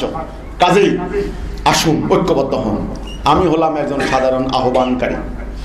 আমার ইমামুজ্জামানের রেখে যাওয়া আদর্শকে বাস্তবায়ন করার জন্য আমি সংগ্রাম করছি। ওনার কি আদর্শ? আবার ওনার আলাদা কোনো আদর্শ নাই। উনি ওই আল্লাহ রসুলের সেই প্রকৃত ইসলামটাকে প্রতিষ্ঠা করার জন্য দাঁড়িয়েছেন। কাজেই একজন আহ্বানকারী তো লাগবে নাকি? আসুন ঐক্যবদ্ধ হন। আর যদি ষড়যন্ত্র করেন, করতে থাকেন, অসুবিধা নাই। আমাদের বিরুদ্ধে সমালোচনার কোনো শেষ নাই, ঝড়। ফেসবুক খুলে দেখেন, শত শত আলেম নামধারী। আমি তাদেরকে আলেম বলি না। যে জ্ঞান মানবতার কল্যাণে কাজে লাগে না, ওইটা বিষাক্ত, ওইটা বিষাক্ত। আমরা যখন এই সত্য বললাম, বলার পরে আমাদের বিরোধিতার প্রধানত কারণ দুটি। এক নাম্বার, আমরা বলেছি আল্লাহ রাব্বুল আলামিন দ্বীনের বিনিময়ে নেওয়াকে হারাম করেছেন। এটা আমাদের কথা নয়, আল্লাহ কোরআনে বলেছেন। প্রত্যেক নবী রাসূলরা বলেছেন আমরা এর কোনো বিনিময় চাই না, আমাদের বিনিময় রয়েছে আল্লাহর কাছে। দ্বীনের কাজ হবে নিঃস্বার্থভাবে, শুধু মানবতার কল্যাণে। আচ্ছা, কোরআনের আয়াত আমরা তুলে ধরেছি, হাদিস তুলে ধরেছি, বিভিন্ন ধরনের বিভিন্ন ফকিদের, আলেমদের, ইমামদের মতামত তুলে ধরে আমরা বই লিখেছি। আমি এখানে কোরআনের আয়াত, হাদিস, শত শত রেফারেন্স তুলে ধরেছি। আপনারা আমার একটা লাইনকে ভুল ধরেন তো, মিথ্যা বলেন, মিথ্যা বলুন একটা লাইন। এখানে যে লেখাগুলো লিখেছি আমি কাউকে পরোয়া করে লিখি নাই, যেটা সত্য সত্য। কেন লিখলাম, কি প্রয়োজন হলো, এই প্রশ্ন করেছেন আমাদেরকে অনেকে। যখন আমরা বললাম যে বিনিময় নেওয়া যাবে না, সঙ্গে সঙ্গে আমাদের বিরুদ্ধে প্রতিবাদে ফেটে পড়লেন, মিথ্যাচার চালালেন একটা শ্রেণী, যাদেরকে সমাজে আলেম ওলামা বলে জানে। কিন্তু আমরা বলেছি আলেম দুই প্রকার। আলেম কয় প্রকার? দুই প্রকার। একটা হচ্ছে হক্কানি আলেম, আরেকটা হচ্ছে ধর্ম ব্যবসায়ী আলেম। হক্কানি আলেম হচ্ছেন ওরাসাতুল আম্বিয়া, ওনাদেরকে সালাম জানাই, স্যালুট করি। ওনারা ওরাসাতুল আম্বিয়া, রসুলরা, নবীরা দিরহাম রেখে যান না, রেখে যান এলেম। সেই এলেমের যারা উত্তরাধিকারিত্ব করছেন, তারাই হচ্ছেন ওরাসাতুল আম্বিয়া। আর এই এলেম হাসিল করে টাকা কামাই করছেন, সন্ত্রাস করছেন, জঙ্গিবাদী কর্মকাণ্ড করছেন, তাদেরকে আমরা হক্কানি আলেম বলি না। এবার আসুন, এই কথাটা বলার সাথে সাথে মারাত্মক প্রতিক্রিয়া হলো। নাম্বার ওয়ান, তারা এক যুগে লাগলেন আমাদের বিরুদ্ধে, জনগণের সামনে আমাদের বিরুদ্ধে মিথ্যা কথা চালু করে দিলেন। কি? হিজবুত তৌহিদ খ্রিস্টানের কাছ থেকে টাকা পায়, রানে সিল দিয়ে খ্রিস্টান হয়, কালো কাপড় দিয়ে মাটি দেয়, বসাইয়া কবর দেয়। এমন এমন জঘন্য মিথ্যা কথাগুলো চালু করে দিলেন, যেটা আমাদের আত্মাও জীবনে শুনে নাই।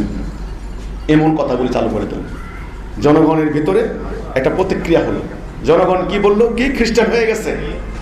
পুরো গ্রামে যখন মুসলমান, হঠাৎ করে একটা ছেলে যদি খ্রিস্টান হয়, ওই বাবা মা প্রতিবেশী আত্মীয় স্বজন প্রত্যেকের মাথা গরম হয়ে যাবে না?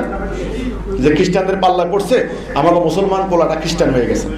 এই মিথ্যাচারের কারণে কি পরিমাণ নির্যাতিত আমরা হয়েছি, কি পরিমাণ নিপীড়িত আমরা হয়েছি, সেটা আপনাদেরকে ভাষায় প্রকাশ করার মতো না।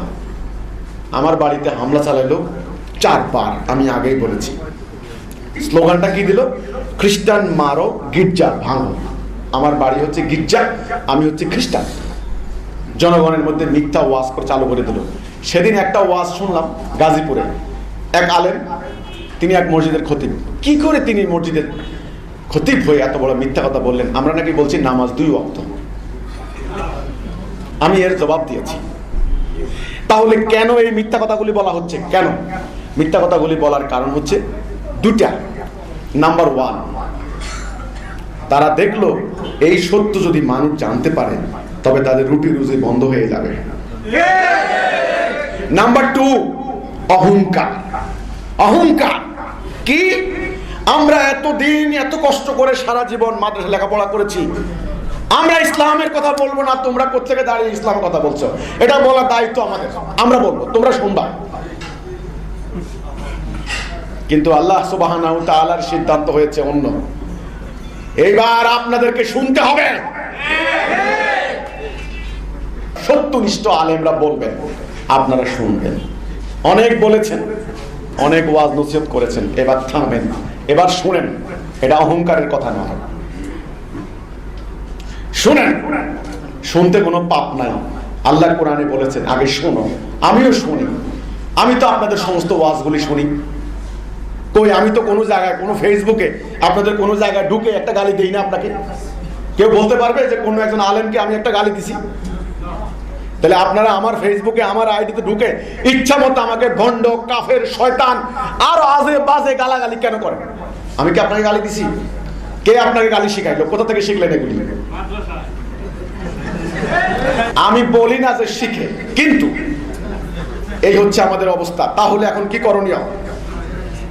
এনাদের এই দৃষ্টিভঙ্গির কারণে সাধারণ জনগণ এখন সত্যটা বুঝতে পারছেন না, এখনো সত্যের সংস্পর্শে আসতে পারছেন না। তবে ওনারা বেশি দিন আর প্রতিবন্ধকতা সৃষ্টি করে রাখতে পারবেন না। আমি আহ্বান করব যারা আজকে এখানে এসেছেন, সম্মানিত উলামায়ে কেরাম, আপনারা অন্তত দাঁড়ান, আপনারা সোচ্চার হন। আপনাদের দায়িত্ব। এখানে অনেক আলেম আছেন, ওনারা ওয়াজ নসিহত করেন। আমি ওনাদেরকে বলি যে আপনারা সত্যের পক্ষে কথা বলেন। আল্লাহ কোরআনে বলেছেন তার কথা থেকে কার কথা উত্তম হতে পারে? যারা আল্লাহর দিকে মানুষকে আহ্বান করে। ইসলামের আকীদাকে কিভাবে ঘোরানো হয়েছে দেখুন। গতকালকে আমি এক জায়গায় যাচ্ছিলাম, তো সেখানে একটা স্কুলের মাঠে ওয়াজ হচ্ছে। জনসংখ্যা যদি হয় 200, মাইক লাগাচ্ছে 400, এরকম অবস্থা। যাই হোক, আমি গাড়ি নিজে ড্রাইভ করতেছিলাম, আমি স্লো করে করে শুনলাম যেন ওয়াজের সাবজেক্টটা শুনি ভালো করে। শুরুতেই যিনি ওয়াজ করছেন তিনি বলছেন, আমি যখন কোরআনের আয়াত বলবো আপনারা সবাই আলহামদুলিল্লাহ আলহামদুলিল্লাহ বলবেন, জনগণকে শিখাই দেওয়া আছে। ঠিক আছে, ওকে। ওই আয়াতটা যেখানে আল্লাহ বলছেন যে হে রাসূল আপনি বলে দিন, তোমরা যদি আল্লাহর ভালোবাসা পেতে চাও তবে আমাকে আনুগত্য করো, আমার অনুসরণ করো। এই যে ওই আয়াতটা, কুল ইন কুনতুম তুহিব্বুনাল্লাহ ফাত্তাবিউনি ইউহিব্বুকুমুল্লাহ, আছে না আয়াতটা? এই আমারে ইতায়া করো যদি তোমরা আল্লাহকে পেতে চাও। এবার রাসূলের ইতায়া করতে হবে। রাসূলের ইতায়া কি করতে হবে? রাসূল কেমনে খাইছেন, কেমনে দাড়ি রাখছেন, কেমনে পাগড়ি পরছেন, কেমনে উনি ঘুমাইছেন, কেমনে মিসওয়াক করছেন, কেমনে টাকনু করছেন, এই হচ্ছে রাসূলের ইতায়া। কি ভয়ঙ্কর তাফসীর, কি ভয়ঙ্কর ব্যাখ্যা! আস্তে ইসলামের মূল আকীদাকে ঘুরাই দিল, ডাইরেকশনটারে ঘুরাই দিল। বীর জাতিকে, সিংহু জাতিটাকে কাপুরুষ বানাই দিল। মার খাবে না তো কি খাবে? আরেক জায়গায় কোরআনে আল্লাহ বলেছেন আতিউল্লাহ আতিউর রাসূল আউলিল আমরি মিনকুম, আল্লাহর আনুগত্য, রাসূলের আনুগত্য এবং তোমাদের আমিরের আনুগত্য করো। আমিরের আনুগত্য যে করলো সে আমার আনুগত্য করলো, যে আমার আনুগত্য সে আল্লাহর আনুগত্য করলো। এখানে কিন্তু আমিরের কথা বলা হয়েছে। সে আমিরের দাড়ি, টুপি, পাগড়ি, পায়জামা কিছু আছে কি নাই এটা কি আল্লাহ রাসূল বলেছেন? এখানে এই তায়াটা কিসের তায়া? দাড়ি টুপির তায়া? তিনি যে 70 দিন প্রতিষ্ঠার জন্য আল্লাহর পক্ষ থেকে দায়িত্ব পেলেন, জীবন সম্পদ উৎসর্গ করে দিয়ে, জলিল কদর সাহাবীরা রক্ত দিয়ে খেয়ে না খেয়ে, গাছের লতা পাতা খেয়ে, আঘাতে আঘাতে জর্জরিত হয়ে অধিকাংশের কবর হয়েছে বিদেশের মাটিতে। একজন সাহাবীও খুঁজে পাওয়া যেত না যাদের পিঠে শরীরে কোনো না কোনো আঘাত নাই। এটার নাম ইতায়া। আল্লাহর হুকুম মানব জীবনে রাসূল কিভাবে প্রতিষ্ঠা করেছেন, এটা নয় কি ইতায়া? এই অর্থটাকে ঘুরিয়ে কিভাবে ব্যক্তিগতভাবে ঢুকাই দিল, মুসলমান মরে গেল। এই ওয়াজ হয়েছে হাজার হাজার ঘন্টা ব্যয় করে, শত শত ওয়াইজিন, পুরো জাতির মধ্যে এ ধরনের ওয়াজ হয়েছে গত কয়েক শতাব্দী ধরে। এই জাতি মরে গিয়েছে, আর জাতি ঐক্যবদ্ধ হবে না। কি করবেন এখন? তারা তো আর ওই 5 দফায় আসবে না, তারা শিয়া শিয়ায় থাকবে, সুন্নি সুন্নি থাকবে, তারা মরে যাবে। ও হাবি কাউমি কাউমি, আলিয়া আলিয়া, তারা ঐক্যবদ্ধ হবে না। আপনি এখন কি করবেন? ঐক্য না হলে তো বাঁচতে পারবেন না। কে তাদেরকে ঐক্যবদ্ধ করবে? কার এই হিম্মত রয়েছে? তারা আসবে না। তাদের কাছে তাওহীদ বড় নয়, তাদের কাছে দাড়ি বড়। তাদের কাছে জিহাদ বড় নয়, তাদের কাছে জুব্বা বড়। তারা দেখলো না রাসূলুল্লাহ সাহাবীরা মাত্র 5 লাখ উম্মতে মুহাম্মদী, লেখাপড়া জানতেন না মাত্র 40 জন। আজকে আপনারা আল আজহারের, মদিনার, সেই দেওবন্দের বিরাট বিরাট আলেম, আমার রাসূলের সাহাবীরা 1000 গুনতে জানতেন না ঠিক মতে। নিরক্ষর, পেটে ভাত নাই, অস্ত্র নাই, অর্ধ দুনিয়াতে আল্লাহর কলেমার পতাকা উড়িয়েছেন। আর আজ আপনারা লক্ষ লক্ষ আলেম অন্য জাতির গোলাম। কি মূল্য? কি মূল্য? মূল্য দিবেন তো নাকি? ভ্যালু দিবেন তো? একটা বিষয়কে বোঝানোর জন্য বহুভাবে আপনারা বুঝান। আপনারা অনেক শিক্ষকতা করেন, মাদ্রাসা পড়ান, স্কুল কলেজে পড়ান, অভিজ্ঞতা আছে আপনাদের।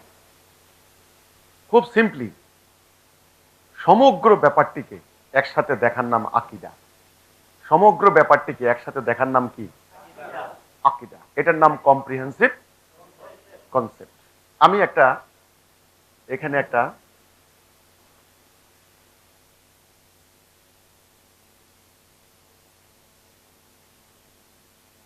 এটা কি জিনিসটা? কি? টেবিল। টেবিলের এই মাথা থেকে এই মাথা দেখছেন না আপনারা? এই যে সমগ্র ব্যাপারটা আপনার দৃষ্টির মধ্যে আসছে, এই জন্য আপনি মন্তব্য দিচ্ছেন যে এটা একটা টেবিল, নাকি?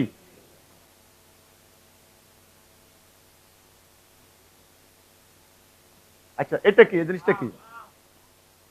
সহজ বিষয়, সম্পূর্ণরূপে আপনারা দেখেন, দেখে বলছেন এটা একটা আম। এটা খায় নাকি এটা গায়ে দেয়? বাস, আপনাদের কাছে পরিষ্কার, এটার আকীদা পরিষ্কার হয়ে গেল। আপনারা এখন জানেন এই যে বিষয়টা, এইটার নাম হলো আকীদা। সম্পূর্ণরূপে দেখবেন, আংশিক না। আমাদের নবী করিম সাল্লাল্লাহু আলাইহি সাল্লামের সম্পূর্ণ জীবনী, আপনি পুরো মানব জাতির জীবনী, বাবা আদম থেকে শুরু করে, এখান থেকে শুরু হয়ে ধরেন কিয়ামত, এটা টাইম ঠিক করা আছে। কিয়ামতের পরে হলো পরকাল, ঠিক আছে? এই বাবা আদম, এর নবীরা আসলেন, রসুল আসলেন, এই এখানে শেষ নবী আসলেন, তিনি এসে এই যে টাইম, আমি এটাকে দিয়ে গেলাম টাইম, এটা হলো টাইম। বাবা আদম, কিয়ামত। এই সমগ্র মানব জাতি, সমগ্র মানব জাতির সম্পর্কে এক দৃষ্টিতে দেখার নাম হলো মানব জাতির সম্পর্কে আকীদা।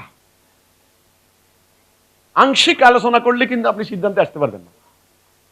যেমন টেবিল সম্পর্কে আপনি পুরো না দেখলে আপনি বুঝতে পারবেন না এটা কি। কথা পরিষ্কার হলো? এইভাবে আপনার একটা জীবন, আপনার জীবন, ধরেন আপনার জন্ম থেকে শুরু করে আপনার মৃত্যু, এই যে এটা আপনার জীবন। এই বয়সে আপনি স্কুলে ভর্তি হলেন, এই বয়সে বিয়ে করলেন, এই বয়সে চাকরি করলেন, এই বয়সে বিরাট একটা দুর্ঘটনা হইলো, এখানে এসে মারা গেলেন। আপনার জন্ম থেকে মৃত্যু, এই হচ্ছে আপনার লাইফ। যখন আপনার সম্পর্কে কেউ কিছু মন্তব্য করতে হয়, তবে আপনার পূর্ণাঙ্গ জীবন সেটা যদি হয় 80 বছর, এই হচ্ছে আপনার জীবন। এটা এক এর মধ্যে বিভিন্ন ঘটনাবলী আছে। ঘটনাবলীগুলো যদি লেখেন একটা বই হবে। ধরেন life of Karim, life of Rahim, রহিমের জীবনী, রহিমের এই, সেখানে আপনার পছন্দ অপছন্দ, আপনার খাওয়া ঘুমানো, আপনার লড়াই, আপনার সংগ্রাম, আপনার বিয়ে শাদী, বউ বাচ্চা, আপনি কি করেছেন, শত্রু কারা, মিত্র কারা, কোন কথা কি বৃত্তান্ত, যত লিখবেন তত আপনার লাইফটা সমৃদ্ধ হবে। এটা স্বাভাবিক নাকি? এটা এটা হচ্ছে আপনার লাইফ। এটার নাম আকীদা। এক দৃষ্টিতে দেখার নাম কি? আকীদা। খুব খেয়াল করেন, আপনারা তো বুঝবেন এগুলি। আল্লাহ রাব্বুল আলামিন কোরআনের সম্পূর্ণ কোরআনটাকে 3 ভাগে ভাগ করেছেন। একটা হলো আমরা তখনো দুনিয়াতে আসি নাই, আদম, আল্লাহ, ইবলিস,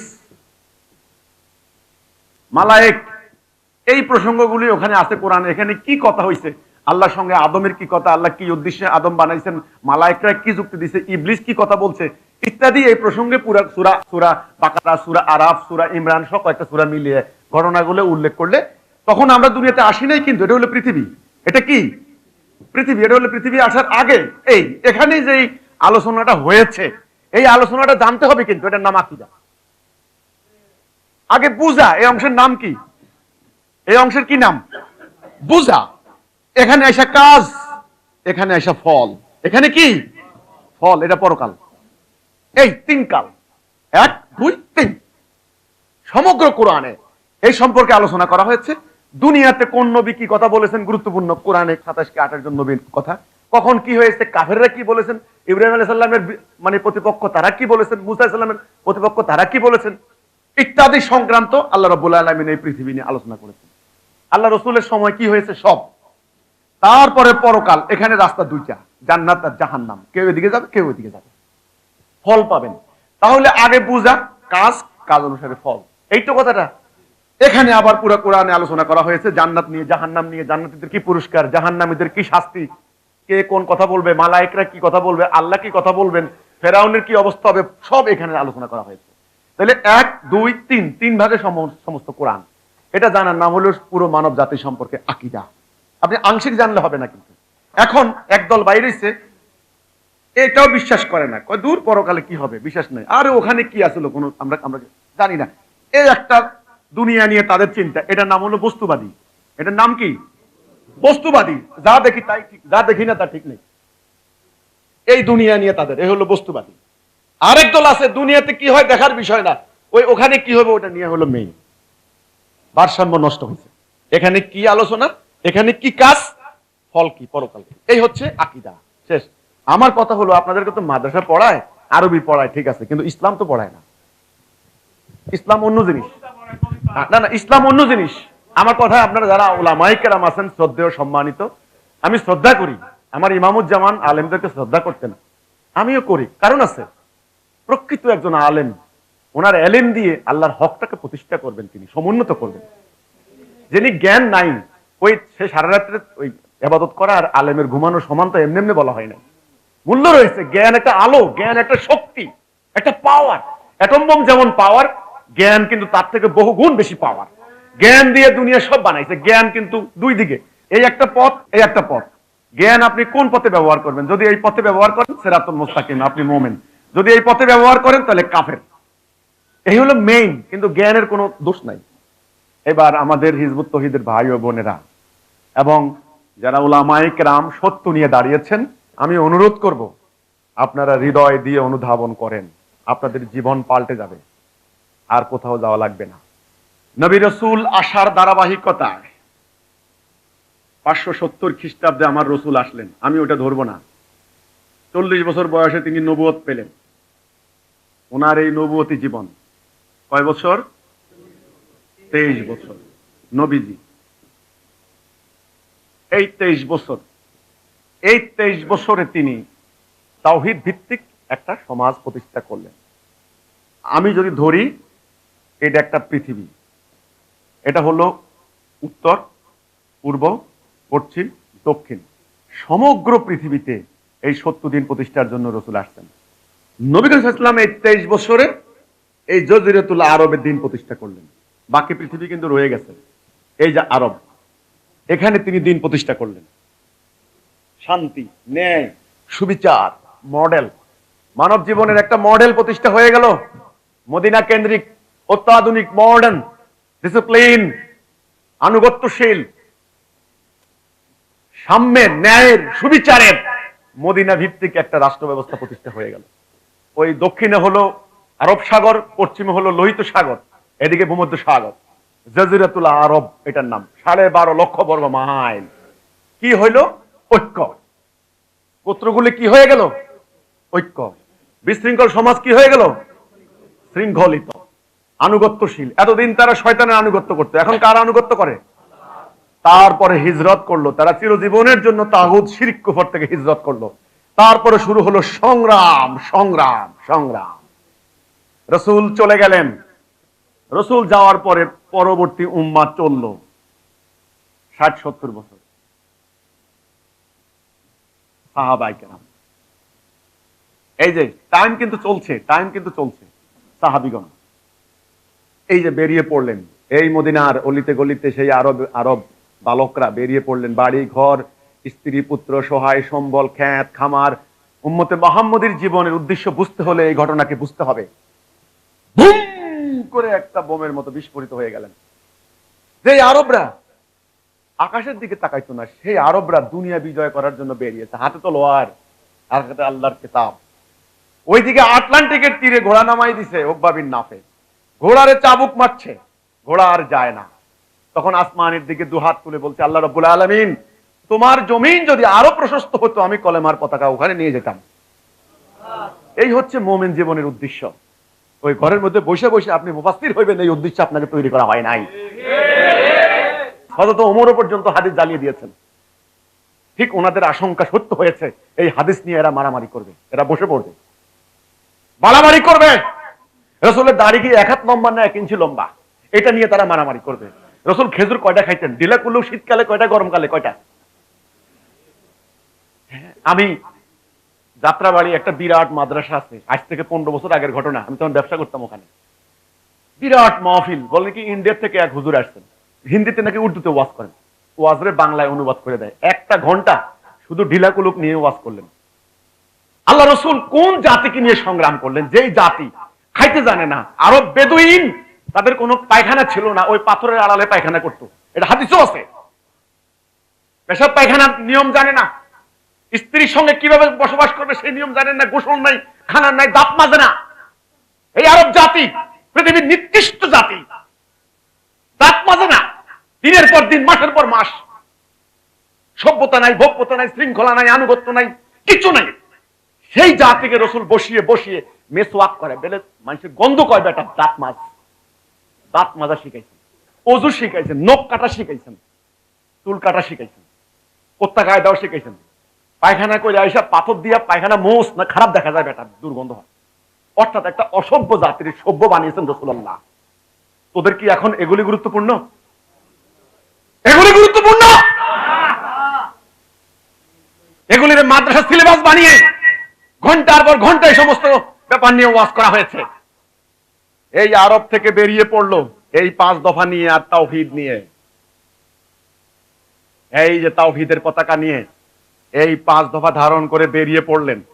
অদ্য দুনিয়া, এই যে এই সাহাবীরা, অদ্য দুনিয়া, এই যে এই অদ্য দুনিয়া শান্তির পতাকা তলে চলে আসলো, ন্যায় বিচার, সুবিচার, সাম্য, আল্লাহ দিন প্রতিষ্ঠা হয়ে গেল, এই অদ্য দুনিয়া। তারপরে ঘটলো মহা দুর্ভাগ্যজনক ঘটনা, মহা দুর্ভাগ্যজনক ঘটনা। জাতি আর যায় নাই, জাতি এই বন্ধ হয়ে গেল, দাঁড়িয়ে গেল, স্থবির হয়ে গেল, নিষ্প্রভ হয়ে গেল, নিস্তেজ হয়ে গেল। এই যে সীমানা, এই সীমানায় আটকে গেল। বাকি দুনিয়া রয়ে গেছে না এখনো? বাকি দুনিয়া রয়ে গেছে না? হ্যাঁ। অথচ সমগ্র পৃথিবীতে 70 দিন প্রতিষ্ঠার দায়িত্ব দিয়ে আল্লাহ রসুলকে পাঠিয়েছেন। এই তাওহীদ দিয়ে ঐক্যবদ্ধ জাতি থাকবে, কোনো কথা শুনবে না, একজন নেতার কথা শুনবে, শৃঙ্খলাবদ্ধ হবে আর জিহাদ করবে। এই এরপরে যখন জাতি, সমস্ত সাহাবীরা চলে গেলেন, এখান থেকে জাতি পথ হারালো। এই যে আজকে আজকে 19 সাল, 2019-এ দাঁড়িয়ে এখন আমরা কি দেখছি? এই 1300 বছর, এই 1300 বছর এখানে থামে গেল। এখানে থাইমা কি করছে ব্যাপারটা বুঝতে হবে আলেমরা।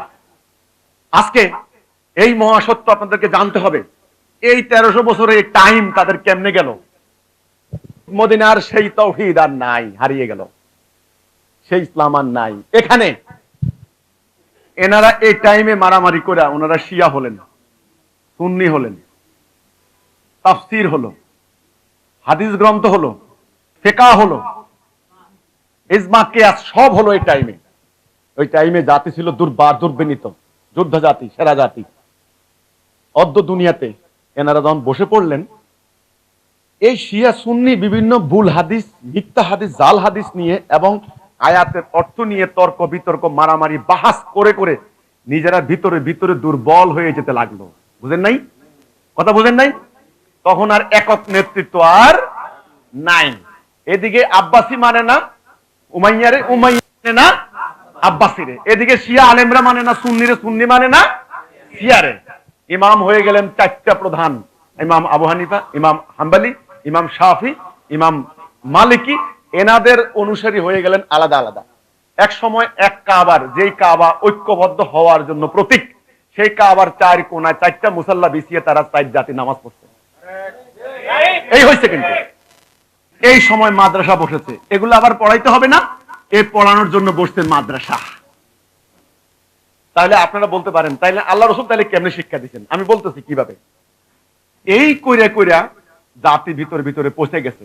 এদিকে সুলতানরা ভোগ বিলাসে শাসন করতে লাগলো, আর আলেমরা এগুলা নিয়ে মারামারি করতে লাগলো, আর সুফিরা ঘরের মধ্যে বসে দরজা বন্ধ করে আত্মার সাধনা করতে লাগলো। যেই হাতে ছিল তলোয়ার, তলোয়ার ফেলে দিয়ে ধরলো তসবির দানা। রসুল ধরাই দিয়ে গেছেন কি? আন্নাল জান্নাতা তাহাতা জিলালিস সুয়ুক, আল জান্নাত তাহাতা তাহাতা জিলালিস সুয়ুক, তলোয়ারের ছায়ার নিচে। আর আপনারা বানাইছেন কি? মায়ের পায়ের নিচে যান। মায়ের পানি। আল্লাহ বলছেন কি? ফালা তুতিল কাফিরিনা ওয়াজাদুহুম বিহি জিহাদান কাবীরা। এই কিতাব দিয়ে, মানে এটা দিয়ে কাফেরদের বিরুদ্ধে জিহাদ করা। আপনারা বানাইছেন কি? আত্মার বিরুদ্ধে জিহাদ। আল্লাহ রাসূল বলছেন তাওহীদ হচ্ছে জান্নাতের চাবি, আপনারা বললেন নামাজ হচ্ছে বেহেশতের চাবি।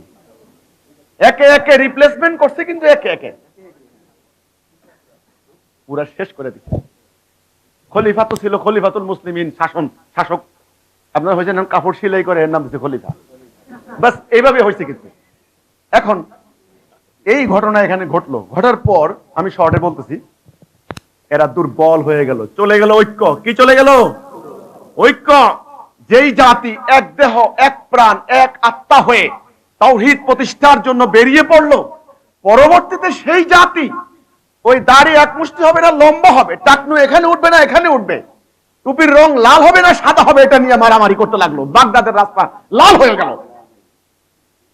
আইজও আমাদের আলেমরা দেখবেন, সেদিন এক আলেম উনি বক্তব্য দিতেছেন, উনি বিরাট আলেম, বক্তব্য দিতেছেন আমিন জোরে হবে। এটার প্রমাণের জন্য সৌদি আরবের কোন কোন মসজিদের ইমামদের আনে, নামাজ আনার পরে ওই লাস্টে খেয়াল করে আমিন। এটুকু ইন্ডিয়াতে, মানে সারা ওয়ার্ল্ডে কোন কোন আলেম আমিন জোরে বলে, এটার পক্ষে উনি ফতোয়া দিয়া এবার উনি বক্তব্য দিবেন আমিন। আরেক আলেম বলছেন না, আমিন জোরে না, আমিন নেব আস্তে। আচ্ছা বলুন তো দেখি, আমিন জোরে বলা আস্তে বলার মধ্যে কোন মাহাত্ম্য আছে? এটা কি বিতর্কের বিষয়?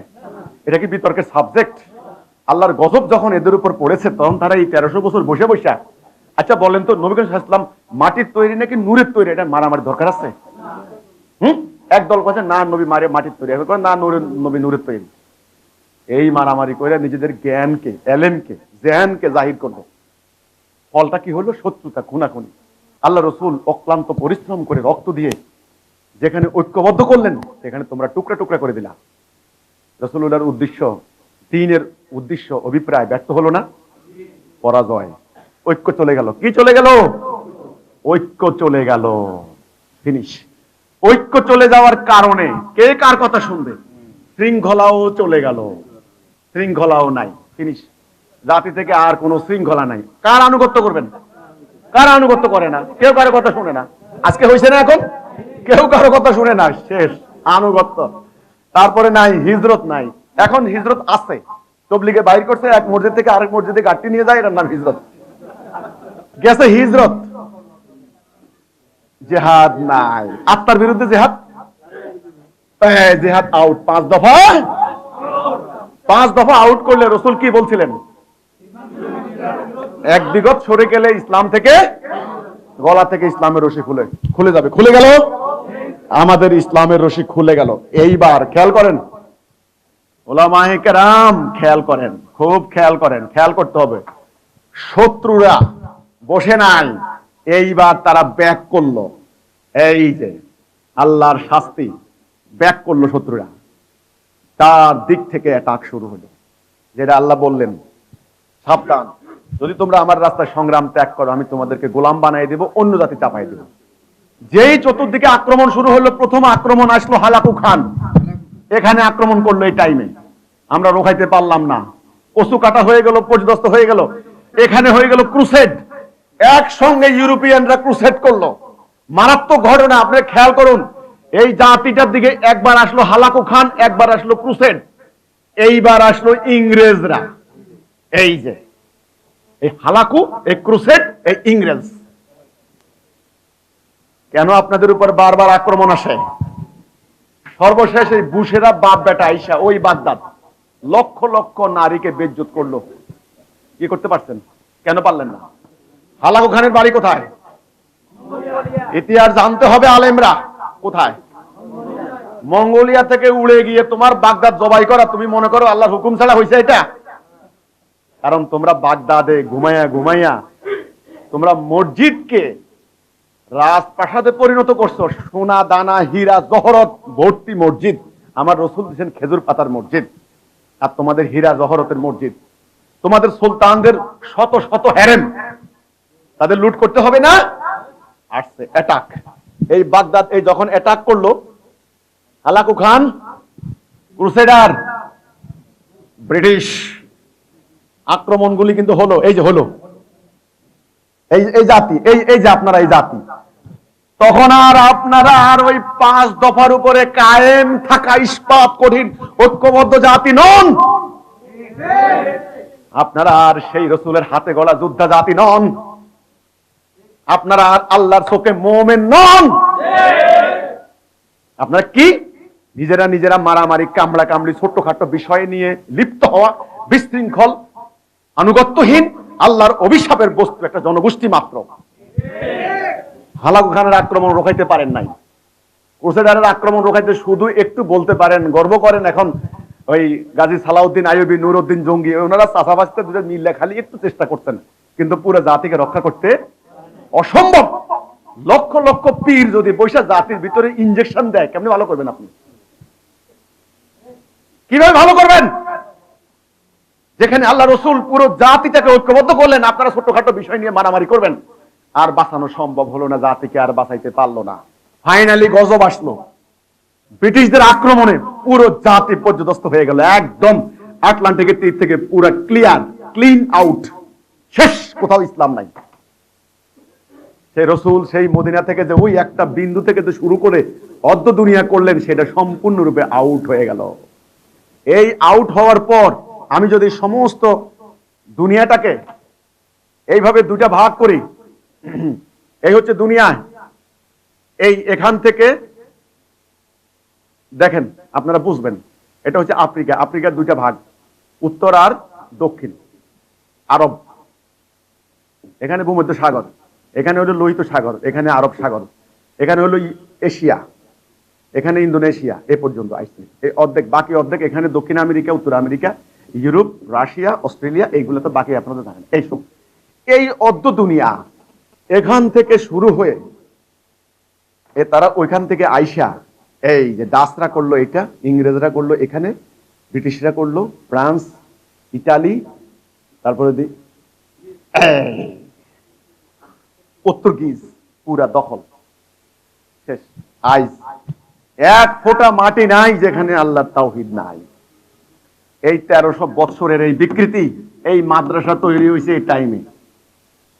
এই টাইমে আপনি বলতে পারেন তাইলে কি মাদ্রাসা, তাহলে কি শিক্ষা দেয়? মাদ্রাসা শিক্ষা দেয় এই 1300 বছর থেকে এই যে পণ্ডিত আলেমদের গবেষণা করে তৈরি হওয়া যে ইসলাম, সেই ইসলামটা বসে বসে মাদ্রাসা শিক্ষা দেয়। এখান থেকে বেরিয়ে কোনোদিন সে মোমেন হবে না, কোনোদিন ঐক্যবদ্ধ হতে পারবে না, ঐক্যবদ্ধ হতে দেবে না। এই ইসলামটা তাকে ঐক্যবদ্ধ হতে দেবে না। তার সামনে একটা মেয়েকে নিয়ে ট্যাঙ্কের উপর বসিয়ে শত্রুর অভ্যন্তরে হামলা করার থেকে তার সামনে এখন মুখ্য হয়েছে মেয়ে মানুষের নাক দেখা যায় না না যায়। আল্লাহর গজব কাকে বলে? তার সামনে মাথায় হেলমেট দেওয়া জরুরি না, তার সামনে জরুরি হচ্ছে একটা টুপি। টুপি তো ছিল না, ছিল হেলমেট। তার সামনে তীর চালনা ফরজ নয়, তার সামনে ফরজ হচ্ছে এখন টাকনু। তার সামনে থেকে পুরা আকীদাটা গায়েব করে দেওয়া হয়েছে, এই জন্য পুরো জাতি মরে গিয়েছে। এখন আপনারা বলুন, এই টাইমটার মধ্যে কোরআনের কোন তাফসীর ছিল? বলুন, এই টাইমে কোন তাফসীর ছিল? কোন মাদ্রাসা ছিল? এই টাইমে কোন হাদিস কিতাব ছিল? এই সময় কিছু ছিল না। কি ছিল? তাওহীদ আর ওই 5 দফা এবং আল্লাহর হুকুম, শান্তি, মানুষ শান্তি শান্তি। পরে সব যখন হলো, আপনি বলতে পারেন তাহলে কিভাবে হলো? ভালো কথা, তাহলে রাসূলুল্লাহ সাহাবীরা কোন ইসলাম দিয়ে কেমনে মানুষ কি করত, সেটা প্রমাণ আমি দিচ্ছি। জাতি কয়টা? জাতির প্রধান ছিলেন ইমাম। কি ইমাম? তিনি এই যে এই আমির, তিনি আমির নিয়োগ করেছেন বিভিন্ন জায়গায়। আমির আমির ওলামায়ে কেরাম, আপনাদের উদ্দেশ্যে কথা আমার, ইসলাম হারিয়ে গেছে, কোন ইসলাম দেখেন? এই আমির। আমির তো আর আমির না, আমির মানে আজকালকার তবলিগের আমির না। ওই আমির মানে সেনাবাহিনীর কমান্ডার, ওই আমির মানে governor governor governor governor army প্রধান, কমান্ডার। কোমরে থাকতো অলওয়েজ তলোয়ার, খঞ্জর। ঘরের মধ্যে আর ভাত নাই, কিন্তু অস্ত্রগুলা রেডি আছে। ঘরে ভাত নাই, গায়ে দামি কোনো পোশাক নাই, কিন্তু বর্ম ঠিকই আছে। ওই আমির, কারণ তাদের উপর দায়িত্ব হয়েছে দুনিয়াতে সত্যদিন প্রতিষ্ঠা করার জন্য। তবলিগের আমির না। রাসূল পাক সাল্লাল্লাহু আলাইহি সাল্লাম যখন জাতির প্রধান ছিলেন, উনি যখন চলে গেছেন তখন খলিফাগণ নির্দেশ দিতেন। কার হুকুম? আল্লাহর হুকুম। এই আমিরদের নির্দেশ দিতেন। আমিররা এইবার উনাদের এই জনগণের উপরে, এই জনগণ এগুলা জনগণ, এই জনগণের উপরে উনারা হুকুম জারি করতেন। কার হুকুম? আল্লাহর হুকুম। এই জনগণ, এগুলো জনগণ, এদের আমির ছিলেন। এটাই আল্লাহ রসুল বলছেন, আতিউল্লাহ আতিউ রাসূল উলিল আমরে মিনকুম। শুনেন, আল্লাহর হুকুম, দ্বীনের ডায়াগ্রামটা একটু দেখেন। মেইন আমরা কার আনুগত্য করবো? পুরো মানব জাতি। আল্লাহর পক্ষ থেকে আল্লাহর রসুল ইমামু, জাতির প্রধানও। উনি চলে গেলে ওনার পরবর্তী যারা আছেন, জাতি হবে কয়টা? একটা। তিনি বিভিন্ন জায়গায় আমির বা গভর্নর তিনি নিয়োগ দিতেন। ওনারা কি করতেন? জনগণকে এবার সেই শিক্ষাটুকুই দিবেন যেই শিক্ষাটুকু ইমাম কর্তৃক জারি করা হয়, এবং সতর্ক থাকবেন, সাবধান থাকবেন জাতির মধ্যে এমন কোন শিক্ষা যেন না যায় জাতির ফলে কি হয়? বিশৃঙ্খল হয়, আল্লাহর হুকুম অমান্য করে, শত্রুর বিরুদ্ধে বেখেয়াল থাকে, এমন কোন শিক্ষা হতে পারবে না। এখন বলেন তো, এই অবস্থায় পাঞ্জেগানা নামাজ, এই অবস্থায় জুমার নামাজ, এই অবস্থায় হজ হইতো। পাঞ্জেগানার নামাজের ইমামতি করতেন আমিররা। টাকার দরকার ছিল, পয়সার দরকার ছিল, জনগণের এই কোনো টেনশন ছিল যে আমার নামাজকে পড়াইবো যদি টাকা না দেই। কারণ আমির তিনি রিপোর্ট করবেন ইমামকে। জনগণ যদি বলে আমির আমার পেটে ভাত নাই, তখন আমির বলবেন, এই মিয়া, ফোরাত নদীর পাড়ে যদি কুত্তাও না খেয়ে মারা যায়, আমি আমিরকে জবাবদিহি করতে হবে। ওইটা হলো ইবাদত, ওটা হলো ইসলাম। ওই জনগণের মধ্যে থেকে কোন নারী যদি বলে, হে আমির, অমুক আমার ওড়না ধরে টান দিয়েছে, তার ইজ্জত সুরক্ষা করার ব্যতীত প্রত্যেক এই মহল্লার কারো নামাজ হবে না। ওই আমির যদি বলে আমির, শত্রু একত্রিত হয়েছে আমাদের ক্ষতি করার জন্য, সঙ্গে সঙ্গে সামরিক অভিযান, গোয়েন্দা বাহিনী পাঠিয়ে দেওয়া হচ্ছে, সৈন্যদেরকে রেডি, সামরিক অভিযান। এই জাতির কে ক্ষতি করতে পারে? কে আঙ্গুল তুলতে পারে? কে একটা নারীর ইজ্জত নষ্ট করতে পারে? আপনারা বলুন। আজকে সেই ইসলাম নাই। আমরা যখন ব্রিটিশের গোলাম হয়ে গেলাম, এই ইসলাম আউট, তখন আমাদের ব্যক্তি জীবন আমাদেরকে দুই টুকরা করা হলো, ব্যক্তি আর জাতি। বাস, দুই টুকরা হয়ে গেলাম আমরা। ব্যক্তি, এই জাতি পরিচালিত করে ব্রিটিশ, আর ব্যক্তিগতভাবে আমরা নামাজ রোজা এই কিছু করে যাচ্ছি। আর আমাদের আইন, হ্যাঁ আইন দণ্ডবিধি, এই সব কিছু, অর্থনীতি, এই সব কিছু এদের। এইবার নামাজ কেমনে পড়াইবেন? মানুষ তো আর নামাজ আর পড়ে লাভ নাই, কোনো অর্থ নাই তো এর। তখন দরকার হয়ে পড়ছে কিছু কর্মচারী। কোন আলেমটা না জানে যে জুমার নামাজের শর্ত কি কি? কোন আলেম না জানে? কি করে তারা এত বড় মহাসত্য লুকালো যে যেখানে আল্লাহর খেলাফত নাই, যেখানে আল্লাহর কোরআনের বিধান চলে না, সেখানে জুমার নামাজ জায়েজ নাই? এটা কোন আলেম না জানে? তাহলে কি করে তারা এই মহাসত্যটা লুকালো? কি করে? জনগণকে বুঝতে দেয় না, জনগণকে ধ্বংস করে দিয়েছে, জনগণকে শেষ করে দিয়েছে। এই জুমার নামাজের ইমাম যে খুতবা দিবেন, এটা হচ্ছে ইমামের পক্ষ থেকে আসা জনগণের উদ্দেশ্যে, জাতির উদ্দেশ্যে ভাষণ। সেটা নাই। কাজেই আজকে আমি এই সংক্ষেপে শুধু এটুকু বললাম, এই 1300 বছরে সমগ্র জাতি শেষ হয়ে গিয়েছে। এই 1300 বছর, একবার হালাকু খান, একবার হলো ক্রুসেডাররা, এখানে আইসা ইংরেজরা, বাস শেষ। এখন সম্পূর্ণ জাতি কি বলেন? এখন সম্পূর্ণ জাতি পরাজিত, লাঞ্ছিত, দিশেহারা, বিভক্ত, বিশৃঙ্খল, কাপুরুষ, অভিশপ্ত, সব এখন এই পুরো জাতি। এই যে এখন এটা, এখন এই সময় দাঁড়িয়ে, এখন এই জাতিকে আবারও হিজবুত তাওহীদ দাঁড়িয়েছে সেই জায়গায় নেওয়ার জন্য।